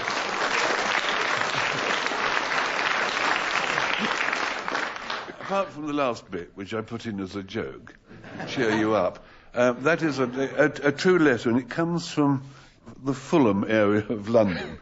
And I'm a bit worried whether this gentleman is right, and I don't think he is, about not being able to say your R's is a bad thing. Because I would remind well-wisher of ancient Greece, when there was this girl, Rose, who lived in Rhodes. And Rose was a musician. She was a flautist. And 3 likely lads fell in love with her. There were 3 Greeks. The first of these was a playwright. And he's a very flamboyant character. They used to call him Horace Toffee-Nose. And Horace Toffee-Nose wanted to get away from the Greek tragedy, which was 9 hours long, and everybody cut off their children's arms, and it was awful. And he said to Rose, I'm going to do this big play, and then we'll get married. And said, Horace, he said, I got this idea, it'll fill the Hippodrome for years. He said, I'm going to write a farce, French farce. And old judges falling out of cupboards without their trousers on. Show how the French really have fun. I'll just call it The Frogs. And he said, so, will you marry me? And she said, no, I'm sorry. She said, I don't love you. I could admire you, but I couldn't love you. And then she got into the second one of these three, whose name was Dodgy Knees. But he was this kind of philosopher. And it was Diogenes, now, old Dodgy, who was, when the king fell asleep in front of the fire, when he was supposed to have been minding the cakes, it was Dodgy Knees who said, "Alexander the Great!" And from that moment on, that's what the king was known as. Dodgy Knees said, "Will you marry me?" She said, "Both you and old Horace Toffee-Nose, you shout at me." Then she met this delightful little inventor. He always, when he was a child at school with the other two, he always used to want to go to Australia, and they called him Ocker. Ockermedes, his name was. And he used to work for this firm that made pots, amphora to hold wine. And he used to invent everything they want. He invented a slogan for them. He said, "Do a tiny, tiny pot, and then do a very, very big pot. And have the slogan in between, amphora penny, amphora pound." And he was very, very gentle, and had a very soft voice, and he couldn't pronounce his R's. Well-wisher.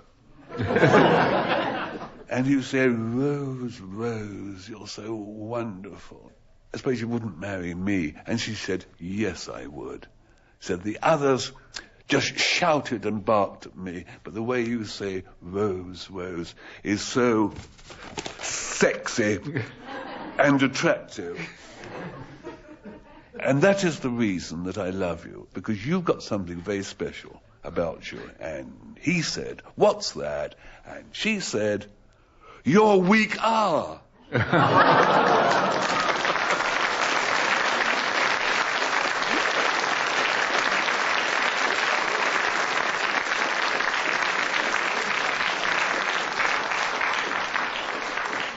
Well done, Frank. Always like a story with a happy ending. Now, Denis, let's see how you get on with Too Marvellous for Words. That sums up a very sad story. What happened after Frank and I stopped writing together? You see, because there may not be that many people whose memory goes back that far, back in the 50s and 60s, we used to write television and radio scripts together under the rather artful nom de plume of Muir and Norden. A collaboration, incidentally, that seemed to puzzle quite a few people. How can two chaps write a script together, they used to ask. Well, of course, all it entailed, really, was dividing the work up efficiently. So Frank used to write all the nouns, adjectives, and prepositions. I looked after the verbs, adverbs, and pronouns. And it worked out very pleasantly till, as was perhaps inevitable, Frank, who's always been of a somewhat literary bent, began feeling the urge to write a few adverbs and pronouns of his own. So, as I was becoming similarly restless for my own, whatever it was I wrote, oh yes,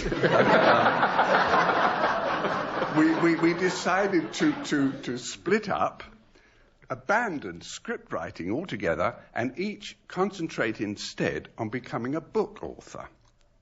And to show just how amiable that parting was, let me tell you what we did. We made a pact that each of us would take as our very first piece of solo literary work the writing of a foreword to the other's book.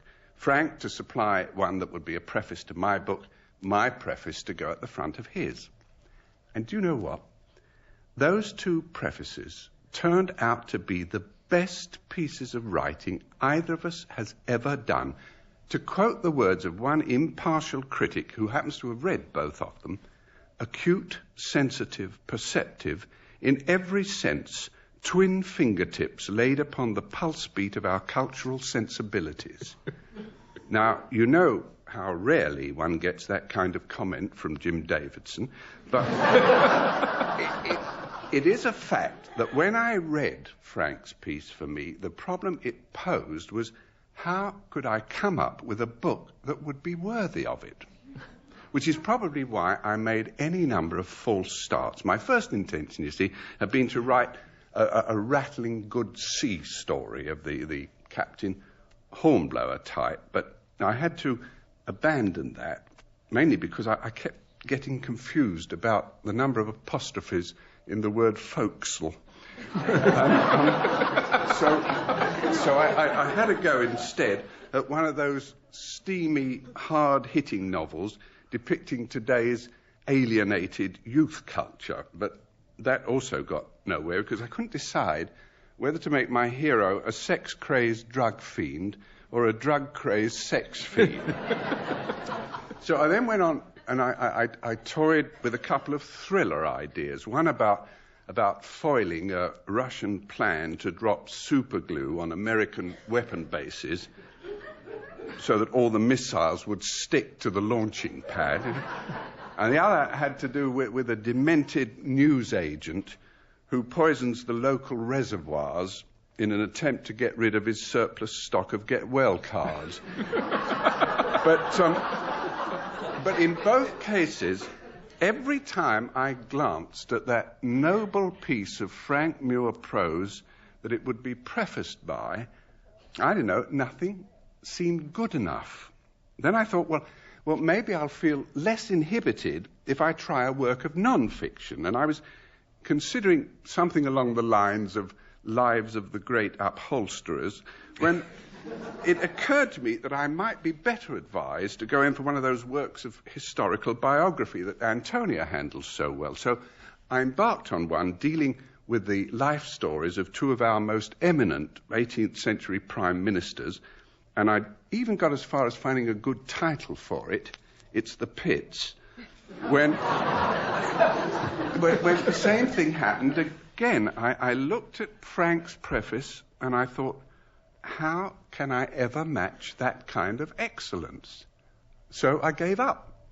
And here's the strange thing. When I rang Frank up to tell him and to inquire how his book was progressing, I found he'd experienced him dead in his tracks. And that's why there is still no published work of any consequence from either of us. In fact, as regards our output for the printed page, all we can really lay claim to is just two marvellous forewords.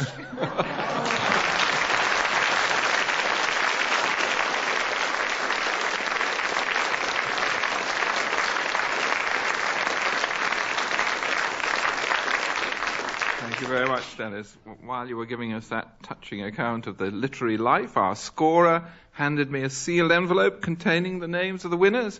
Just to heighten the tension a little, I thought I'd read them out in reverse order. So that the team to come in second was Antonia and Denis.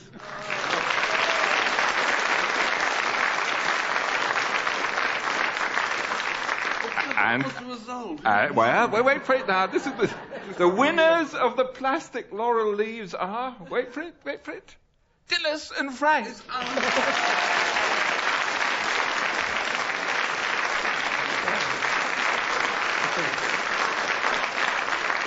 And until we all meet again, goodbye.